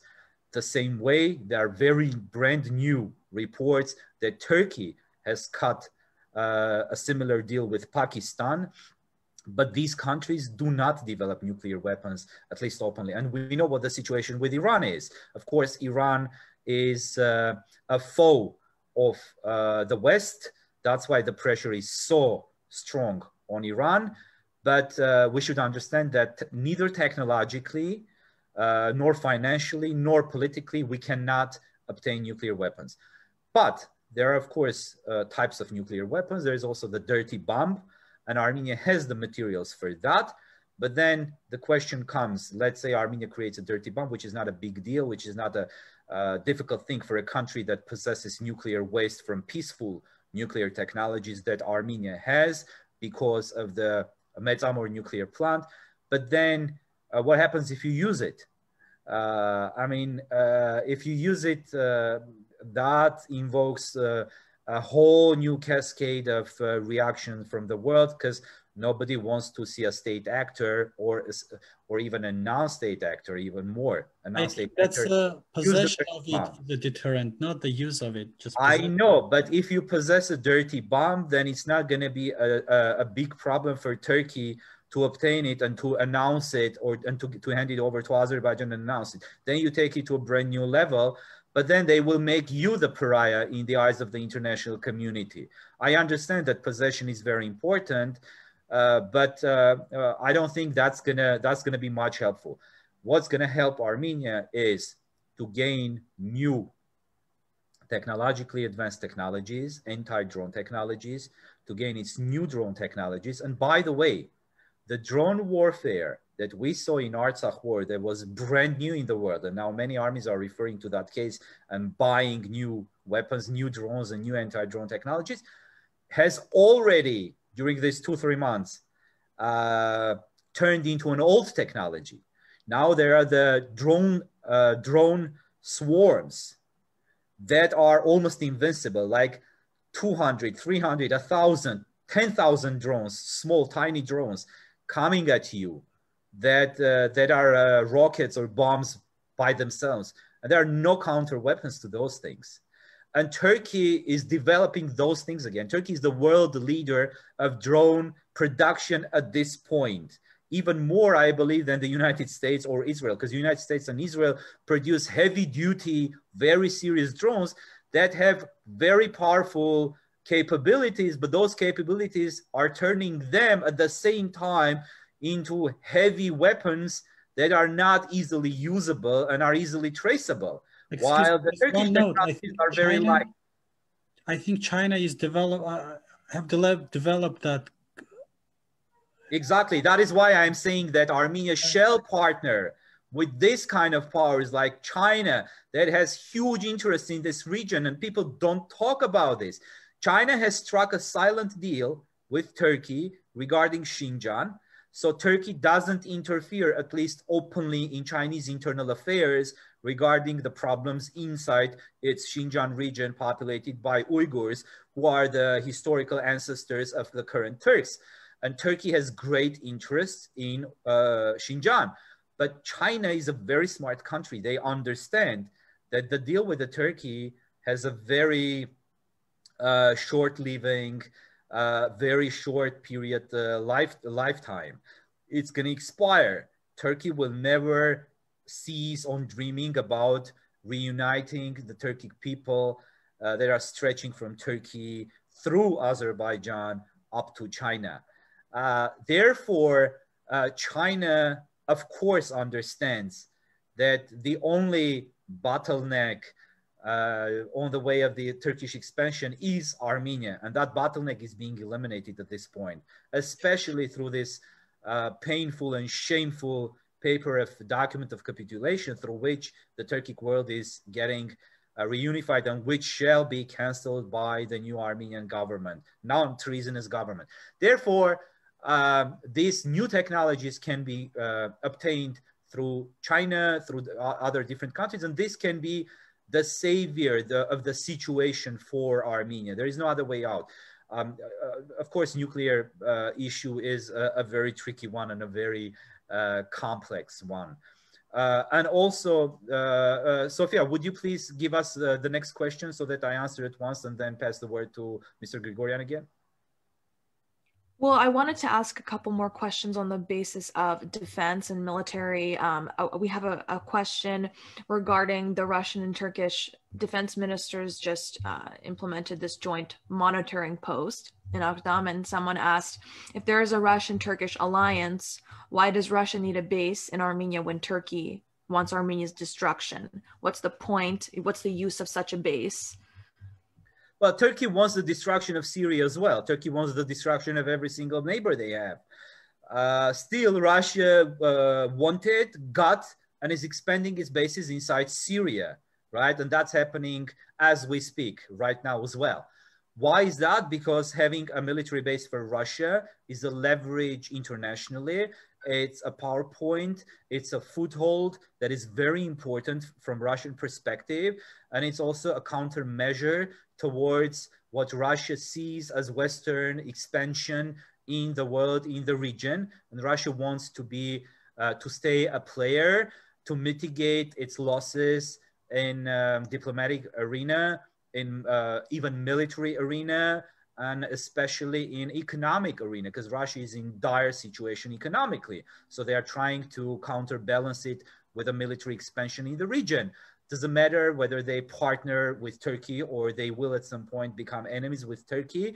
They will be needing military bases in every single country where they can, and where the country will be slavish enough to accept more Russian bases. I think one Russian base in Armenia is more than enough, and it's being paid for by the Armenian people, which is a ridiculous and unprecedented thing in the world history. Armenians are paying for the Russian bases expenses. We should understand that Russian-Turkish alliance is a very, very real thing. It is happening until or unless that alliance crumbles. Russia will trade Armenian lands and Armenian interests with the Turkey for its own benefit. Therefore, either Russia shall understand that that policy should stop and Russia should become a true and respectful partner of Armenia, or Armenia shall seek and find, and Armenia shall find some additional, very strong, very powerful new partners with whom it shall get closer and closer, and with whom it should cooperate politically, militarily, and diplomatically even more. But unfortunately, we are seeing the opposite process. The so-called opposition, which is not the opposition, it's only part of the opposition field, the so-called 17 parties, they are talking more and more, and especially the second president of Armenia, Robert Kocharyan, is talking now about more and more integration with Russia, which means becoming more and more a heavy-duty Russian colony. And that means that Armenia will not be getting a chance if they ever, God forbid, return to power. Armenia will never get another chance of recovering itself with the new partnerships with different countries, both in Gulf area, through the Far East and the West. Therefore, this is a serious issue. That's why Armenia needs a national government, a government that that carries national ideology, that is a truly patriotic government. And there is just one political power inside Armenia, and that's the National Democratic Access, which is a group of people, of totally independent people, and a few independent parties that have united around the ideas of national, not nationalistic, I want to underscore this, but of national interests and national values, and which is the only truly powerful, patriotic, uncorrupt political power inside Armenia at this point. And before moving on, I also want to ask another question on this topic. Someone asked about the presence of Islamic extremists in the region that have been a threat and are currently a threat still to Armenia. But they asked, do you think that these same parties can possibly be a benefit to Armenia in the future by destabilizing Azerbaijan and Iran? I shall answer this, and then Mr. Grigorian, I will pass the word to Mr. Grigorian if you don't object. That's a very interesting and a very smart question. Of course, we know that the Islamic terrorists always turn on their masters. And considering the fact that part of Azerbaijan is getting smaller and smaller, but that part is still powerful, is Shia. Therefore, the Sunni extremists hate them. And also because they are foreign elements, they are not Turkic people, or part of them only is Turkic people. So that will create tension with the time, and Islamic terrorists always turn on their masters. That's what the history shows. And destabilizing Azerbaijan is, of course, in Armenia's and Armenians' interest. But to rely on that, I don't think should be the main strategy of Armenia, because that would mean doing nothing. More destabilizing factor are the ethnic minorities of Azerbaijan, who have been betrayed by the first leader of the Armenia, who was the first leader of the country. when the Talish Muhan Republic was established, declared its independence from Azerbaijan during the first Artsakh war, and they were expecting Armenian forces to come to their aid so that they could secede from Azerbaijan, and Armenian forces didn't go there because the leadership forbid them to do that.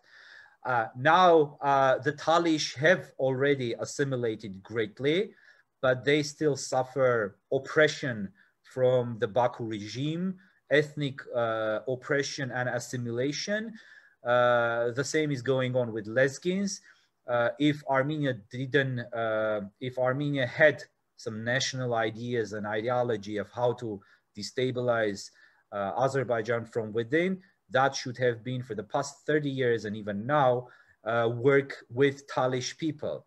But Armenia refused to grant political asylum and did a pro-Azerbaijani step actually a year ago. This government, Nikol Pashinyan's treasonous government, with its foreign moron, stupid idiot foreign minister Zorab Mnatsakanyan, who refused Talish leader, the intellectual and their cultural icon, Fakhruddin Abozadeh, gain asylum in Armenia. And what happened? He was sheltering in Russia, and Russian authorities arrested him, handed over to Azerbaijan, and Azerbaijani government killed him, literally killed him in Baku prison during this war, during the 44-day war. Therefore, that is the true destabilizing factor, not really the Islamic terrorists, even though they can become and they will become a factor as well, but Armenia cannot work with them in no case, because they are terrorists anyway. And no country should work, no normal country should work with terrorists, especially Armenia. They will do their job by themselves, but relying on that factor is not going to be a wise or far-sighted policy. Yes, I will agree on this second question with Mr. Martirosyan. They're paid, warriors, so there is not much you can rely on them. As far as the first question, it was about the role of the monitoring post. Say again? The monitoring post. Yes. The monitoring post. The monitoring post.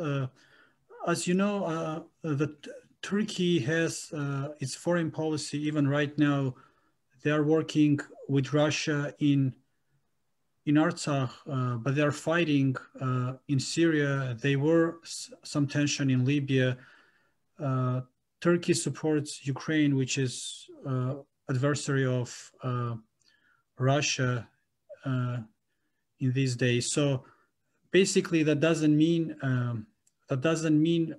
global partnership between Russia and Turkey. What it means is, as it happens in many occasions during the history, you know that the Russia and Turkey fight many wars during few centuries, and each time, when Russia gains some territories in Caucasus and in Balkans, they always make a trade. They let's say they took over Bulgaria, and they make concessions in Caucasus, like Armenian lands. Then they conquered Greece, they keep Greece, they decided to return Armenian lands, etc.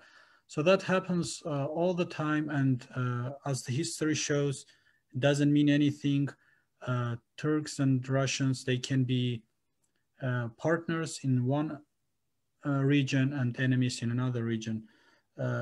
That's a true nature of, international relations, and they both work on the principles of international, relationship, that no one has,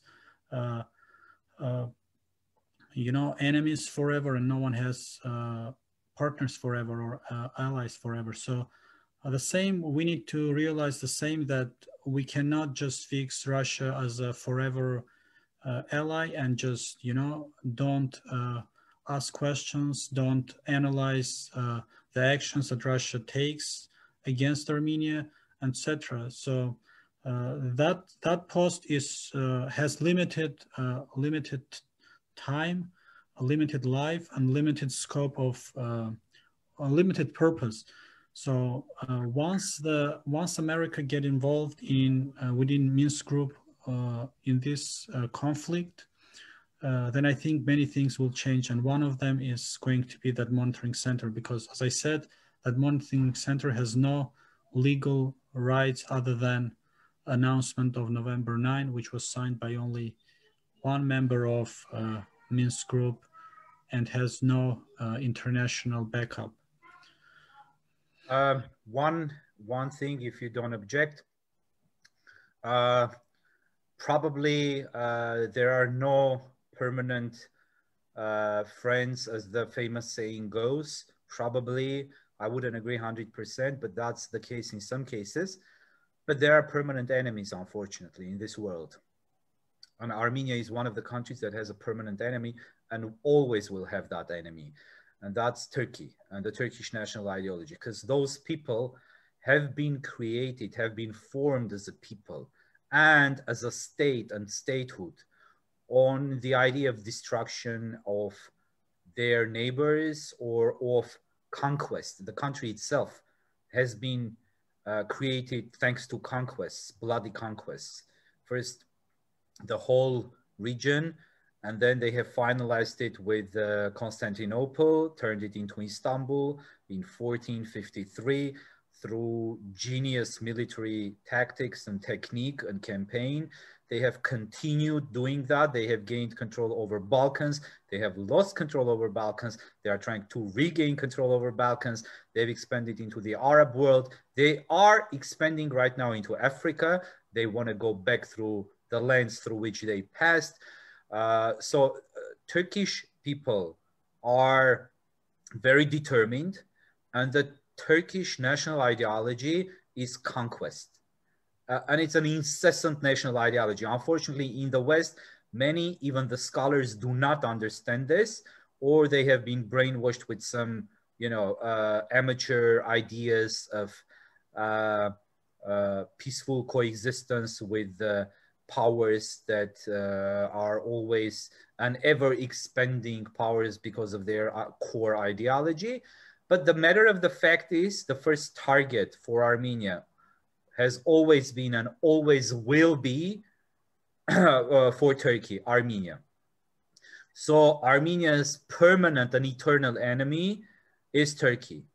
The same goes, let's say, between Israelis and some of their neighbors, because some of their neighbors or even non-state actors are going to be the permanent enemies of Israel. And Israelis, in difference to Armenians, understand that very clearly because they are smart. They know this thing. So therefore, we should understand that we can have different allies in different periods in history, but the enemy is going to be always, at least one enemy is going to always be there. And that enemy is going to be the eternal enemy. And that enemy is taking over, by the way, at this point. There is another question of one sentence that I see that's addressed directly to me, and I want to read it and I want to answer it. Otherwise, they will claim I evaded or avoided that question. And it reads, Hike, are you a globalist? Can you clarify this? Okay, I will ask a counter question. What is a globalist? Do you have slightest idea what that is? Well, I have a surprise for our listeners and viewers. Anybody who utters the word globalist in this kind of context is a conspiracy theorist, and I have no respect for any conspiracy theory. That's an intellectual challenge at this point that's spreading like a total virus in the Armenian brains that are catching on these catchy words from different conspiracy theories. Now the threat is Bill Gates. Too many morons out there. The threat is the globalism, the threat is that, the threat is that, and nobody sees the true threats. So there is always somebody to blame, right? So one of those terms that's being thrown around as a cheap piece of coin is the globalism or globalist. No, I am not a globalist because I know what globalism is, but that's a totally different thing than what people asking these kind of questions think that it is. I am a political scientist. I believe in an interconnected world because that is the reality. By the way, I want to underscore that Armenians are the most globalistic people in the world. because Armenians have been around the globe for centuries. They have traded. Armenia has one of the 2 largest diasporas in the world, proportional to its homeland population, of course, not in absolute numbers, because probably the Chinese diaspora in absolute numbers is larger. But Armenians have been the messengers of the true globalism through the ages. The means of communication that we are using right now to address our listeners and viewers, internet, is the main tool of the globalization, not globalism, of course. So, you know, these kind of questions are utterly stupid, and I have no respect for the ideas that are floating around that are so cheap that would have been ridiculous if they wouldn't spread like a deadly virus. I'm not a globalist, and I don't think there are true globalists around, or there are globalists in Armenia, or that people who many conspiracy theories claim are globalists are globalists. Globalism is a totally different thing. Open the dictionaries, open the political science books and handbooks, and try to discover or explore what it truly is. Therefore, no, I'm a person who tries to see the realities, who tries to analyze the realities, who is ethnically an Armenian, who cares about Armenian people's fate and what's awaiting Armenian people, and who values the Armenian culture extremely much. And what does globalism has to do with all of this, or with us, or with any of us? I mean, come on, please, have some respect for yourselves. Sophia, any questions? Yeah, so before I move on to some of my personal questions, there's one in the chat that somebody left that says, related to Azerbaijan and their diplomatic relations, unlike Armenia, it seems to be that Azerbaijan has kept its relations decent with its neighbors. With Russia, it continues trade, even though publicly it has humiliated Russia. And recently, Azerbaijan is removing all soldiers that have ties with Russia or relatives living in Russia. It also has kept good ties with Iran, even though it's given Israel complete access to Iran from its borders. But Iran was so worried when when Armenia opened an embassy in Israel. So what has given Azerbaijan this much leverage in playing such successful diplomacy? I will answer in one sentence, and then let Mr. Grigoryan answer. Dignity. That's called dignity in international politics, that independence policy and politics, and that's what has given Azerbaijan all the leverage and all the good fortune and fate that they got.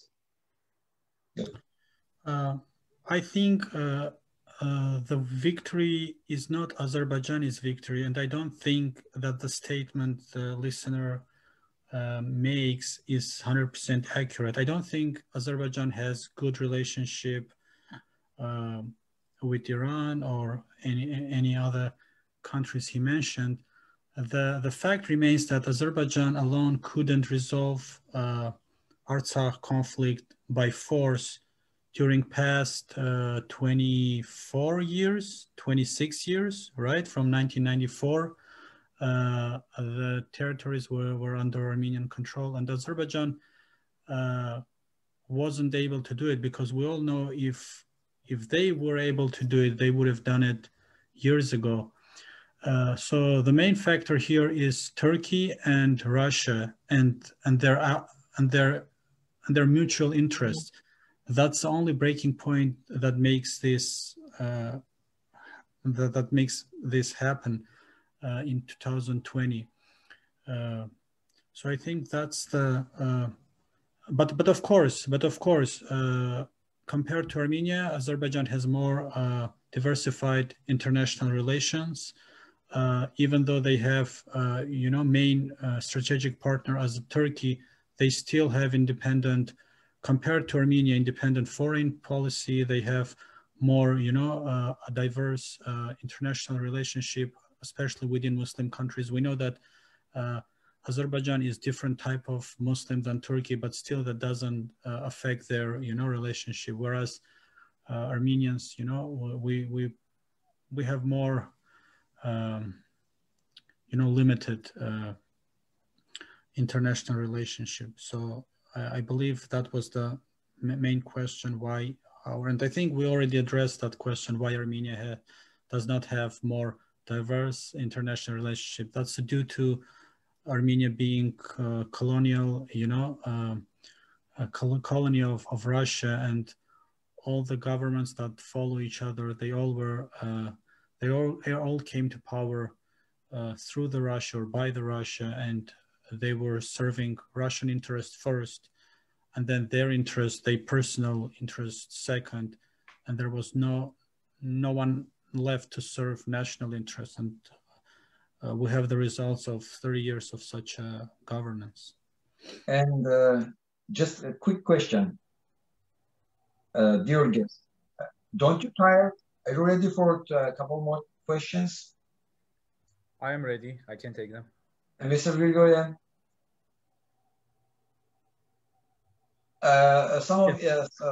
Okay. But I think we shouldn't be tiring our viewership. Therefore, we should be probably brief, and we should go through all the questions at once, maybe.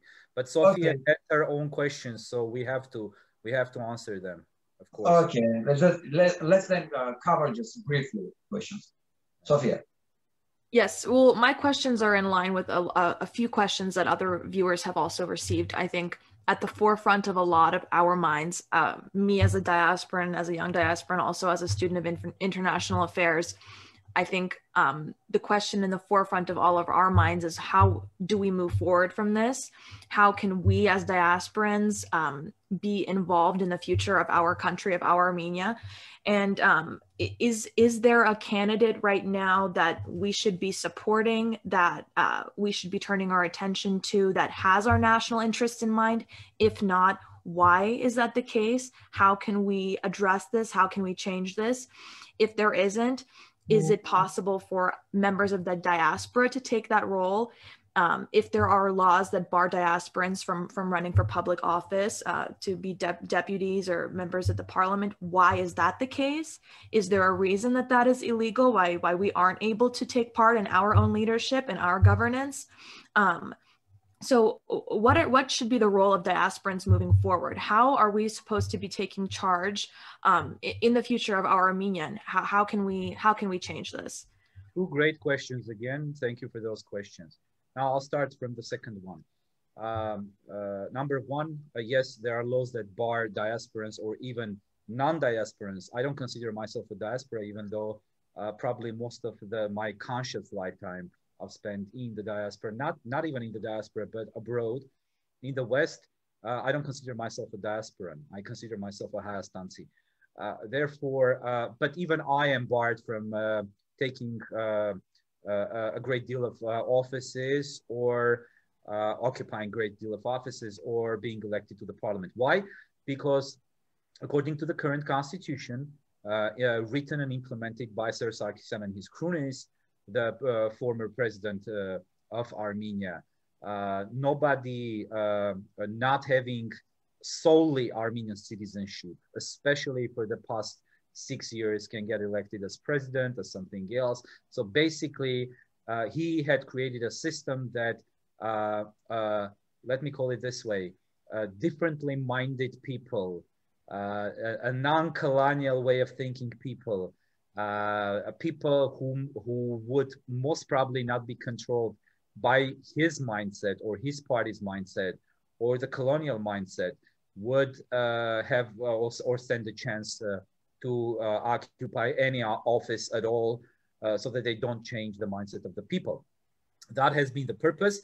Nikol Pashinyan has called that Sir Sarkisyan's suit. However, when he came to power, that suit fit him perfectly well, and he decided to keep it and develop it even further. And now he's using all the laws, so-called laws, implemented by Sir Sarkisyan, illegally implemented, including the constitution, which was adopted illegally because people didn't vote for it, but however it was declared passed. He kept it in place. Now it needs to be removed, abolished, and the current president, Armen Sarkisyan, has spoken at length and multiple times about the need to abolish these barriers for the diasporan Armenians or Armenians with dual or multiple citizenships to occupy different offices, because they can contribute a great deal of things to Armenia. But that is still a very difficult issue, because the regime is still in power and because the constitution is still in place. The first question, what was the first question in one sentence? Oh, is there a candidate that we should be? Yeah, there is. Well, I would answer it this way: not a person, but there is actually a power, a candidate power, which is even better, because in Armenia, the whole political system has always been built. Even now, it is built around personalities, around personas, around single people who create parties or who are financed by somebody else, some foreign forces, some internal forces, some financial circles, notably oligarchs. And parties are formed around these people. Almost every single party, besides perhaps Dashnaktutsun, has been formed or is operating around single leaders and people. If these people die or go away, the party will crumble. That's what happens with Artur Bagdasaryan's Orinats Yerkir party. He quit politics, and then the party is no more. I mean, no word about that party. While that party at some point was artificially pretty powerful. Now, what is the party or the parties? There is a group of parties and independent people united in one political movement that, again, I spoke about it a couple of minutes ago, is called National Democratic Axis, which in Armenian sounds like Azgain Ժողովրդավարական Բևեր. And in my deepest belief, that is the only political power that bears and carries national ideas, that is not anti-Russian, but that is for the balance of forces, but that understands the threats coming from Russia, that is seeking a wider partnership for Armenia, that is for dignified relationship with Russia and decolonization of Armenia, and which has people whose reputation is not stained by not being, with being part of former regimes or participating in any dirty bag deals like the current regime has with the previous regimes. Nothing like that. These are people, intellectuals, who are true patriots of the Armenian people. That's the only power, if you ask me. Now, to divide that field and to divide the axis and to shift some electorate away from the true national forces, many forces or many parties or many political powers are being created right now at this moment inside Armenia that bear the name national, or that claim to be national or even nationalistic, in order to drive away some of the possible voters and following from the truly national side, which is, or that is, the National Democratic Axis. Ազգային ժողովրդավարական բևեր. In my belief, that is the only and single power, political power, that is capable of correcting things in Armenia and putting it up on its feet again. Yes, I would agree mostly with the assessments, and I think that's only a major consolidation of people and powers in Armenia right now who is capable to make some changes. Because as I said, now people have only two, visible alternatives due to propaganda: is the current government or the former governments. So between these two, past and current, we need to find national, grounds to resolve issues, because none of these two are alternatives really. They are mutually supporting each other as an alternative. And as far as the second question, which was related to, can you remind me briefly? Diasporans taking part in. I think diaspora needs to be more involved in informational level, and not only at the times of crisis. We all know that there is a war or some, catastrophe with Armenians, then everyone is trying to get involved. But we need to be involved in day-to-day, at least informational level. And as far as to get involved in, governance, etc., as it was explained, the currently law and constitution would not allow even citizens who live just for a short period of time outside of the country, even that have only one citizenship, only Armenian citizenship, they won't be able to go. But that law needs to be changed. Everyone understand that. And I think that will be one of the first actions that any national government that will come to power will do.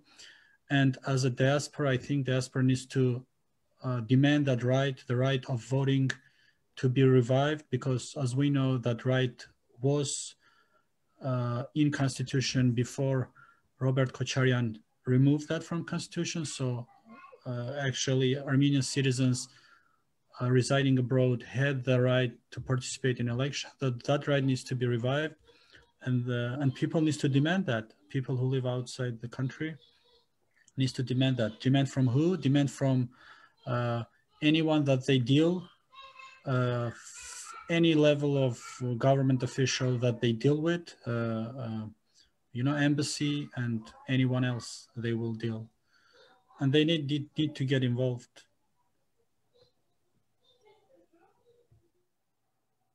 At least requiring from diaspora, I just remember that all presidents, the former presidents, governor, when they came to United States, whatever, outside of Armenia, everyone knew that they are, let's say, bandits. They are not Democrats. They are punishing people. But just remember how they were just welcoming those people here in US. They betrayed real people in Armenia. The real people who were suffered from those governments. The diasporan leaders, yes. Yes, diaspora leaders, what they did. They betrayed the normal people, average people. They were expecting support from the diaspora, and what the diaspora leaders did.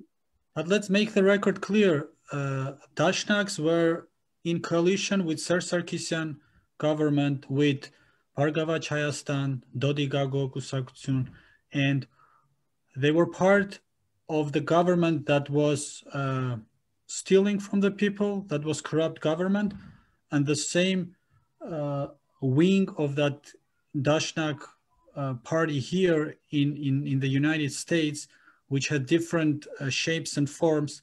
They were the one who were welcoming Ser Sarkisyan when he was visiting United States and etc. So yeah, I don't think that's a diaspora in large that was supporting, but Dashnaktsyn played its own role during the period of regime of Ser Sarkisyan in supporting Ser Sarkisyan, including all the actions that we talk today, including that action that lead to this war and to the loss of the territories.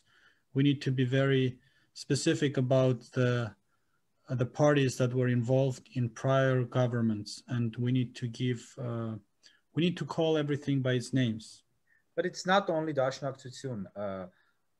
Just generally, we have this problem in diaspora. We know that very well.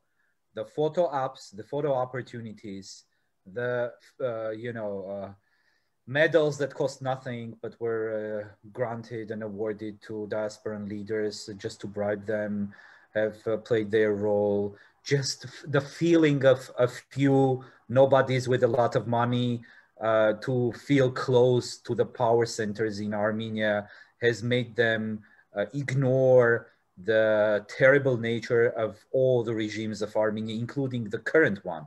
And the matter of the fact is that even right now there are diasporan leaders or a lot of diasporans who still support this traitor because for just the fact that he is still the de facto leader of the country, even though he doesn't control the people. He controls the political power somehow, somewhat, thanks to the treasonous military leadership that he controls. So, I mean, listen. There is always going to be people who will support people in power just because. Talking about diaspora, we should understand that diaspora by itself, honestly said, if we confess, if we make an honest confession, sometimes, not always, but sometimes has very doubtful quality in terms of certain groups or populations. And diaspora is not a unified thing. It's not an entity that is unified or that is one single thing. It's a very multi-level, generational, multi-grade type of structure that's not really well structured. And those that have money, that have resources, that have influence, have most often, almost 90%, figuratively said, supported all the regimes in Armenia, regardless whether they knew they were corrupt or they truly believed. No, they have done that because it has been a comfortable thing and because that was a chance for them on personal and on group level to feel important and valued by a state actor, by the leadership of the state of the country, right? So this is something tragic that should be addressed as well. And I think the next Armenian government that should be a national patriotic government should create an atmosphere in which such people will not, will start to understand that photo ops, medals, or just being close to power doesn't give them any benefits anymore, that they should get involved more into Armenia. But coming to diaspora, to say the last thing is that now the focus of diaspora should not be only to help Armenia, because we saw about the maximum capacity, and the enemy saw that as well, it's $170 million, because the 44-day war, the whole Armenian so-called powerful diaspora was able to collect, and the donations was only 170 million, which is a ridiculously small amount of money. Of course, that money was basically and essentially stolen from the diaspora, from the people of Armenia, and given to the regime to spend as they please. But that was the top of the line, the top of the capabilities and abilities of the diaspora. Therefore, diaspora should concentrate on something that they never considered truly before. It is to return to Armenia or to move to Armenia, to help the country stand on its feet, because that is the most important issue right now. Standing on the sidelines, judging, singing songs, or speaking patriotic things is not going to cut it. It's not going to be enough anymore. What I'm expecting from diaspora, just avoid double standards, guys. I think the takeaway home for diasporans today is we need national government, and we need it right now. And every diasporan who understands and realizes that needs to act accordingly. That will be in the form of, intellectual support, in the form of monetary support, or in the form of, as Haik said, to going back to Armenia and helping to organize to exist. What it takes country to exist, to bring the national government into the power and fix these things that we talked. Do you have something more, Sophia? Maybe last couple questions. Something to follow up. Is this possible peacefully without the use of force, or do we need another revolution? It is impossible, unfortunately, just judging by what's happening. It depends on what we understand by force. Force of the masses of the people is the force that I imagine and understand. Mass demonstrations, a true revolution is needed. Nothing else will cut it. This traitor, this bastard, traitor called Nikol Pashinyan is gonna stick to power endlessly as long as he hasn't destroyed the last stone standing in Armenia, as long as he doesn't see a Turkish government in Yerevan, and this is not an exaggeration, as an agent of Turkey and Azerbaijan, as somebody who most probably has sold his own country for money. This is not a conspiracy theory. there is serious evidence speaking about this unimaginable, unthinkable thing being true. And that evidence is floating in public, arena, in public domain. Is going to be sticking to power to realize what his bosses have ordered him to do in terms of destruction of Armenia and handing the country over to them. Therefore, what is the way of removing him? It's the massive mass power of Armenian people around the whole world. And of course, first and foremost, inside Armenia proper. That is the way. Of course, there have been calls for removal using different methods as well. And we know how the government reacts to these kind of things. The regime has started repressions. Notably, we see that the national hero who has fought almost 4 wars and who was critically wounded but managed to recover miraculously, the commander of the southern part of Artsakh, Vahan Badasyan, my very dear friend, he was arrested for expressing his thoughts that were actually not, of course, thoughts, but were rhetorical statements. And he released a statement yesterday saying that he's dying in custody of the National Security Agency. And I'm afraid that that may as well come true. And the people are still silent because they are deeply depressed. They don't understand that people's power and force is needed to remove the regime of the traitors if they don't want to lose the last bits of property and land and history and culture and their ancestors' graves to the enemy that's coming after all of those things. Otherwise, no. Through elections, no. Because what this traitor wants to do is to conduct the elections himself and to have them falsified. Their agenda or explanation is that, you know what, we haven't falsified the elections, we haven't rigged the elections in 2018, why should we do that? And the answer to that, Damagaji, is that you didn't need to do that then because you had huge support of the people who were thinking that you're doing a revolution, the country will improve. Now, when you don't have any real true support, when you're deeply hated and you see staying in power the only way of political and maybe not only political survival, you are able to do anything to falsify and to rig the elections to stay in power. Therefore, in order to be able to conduct free and open and unrigged democratic elections, we need this regime removed. This regime is not going to resign by itself.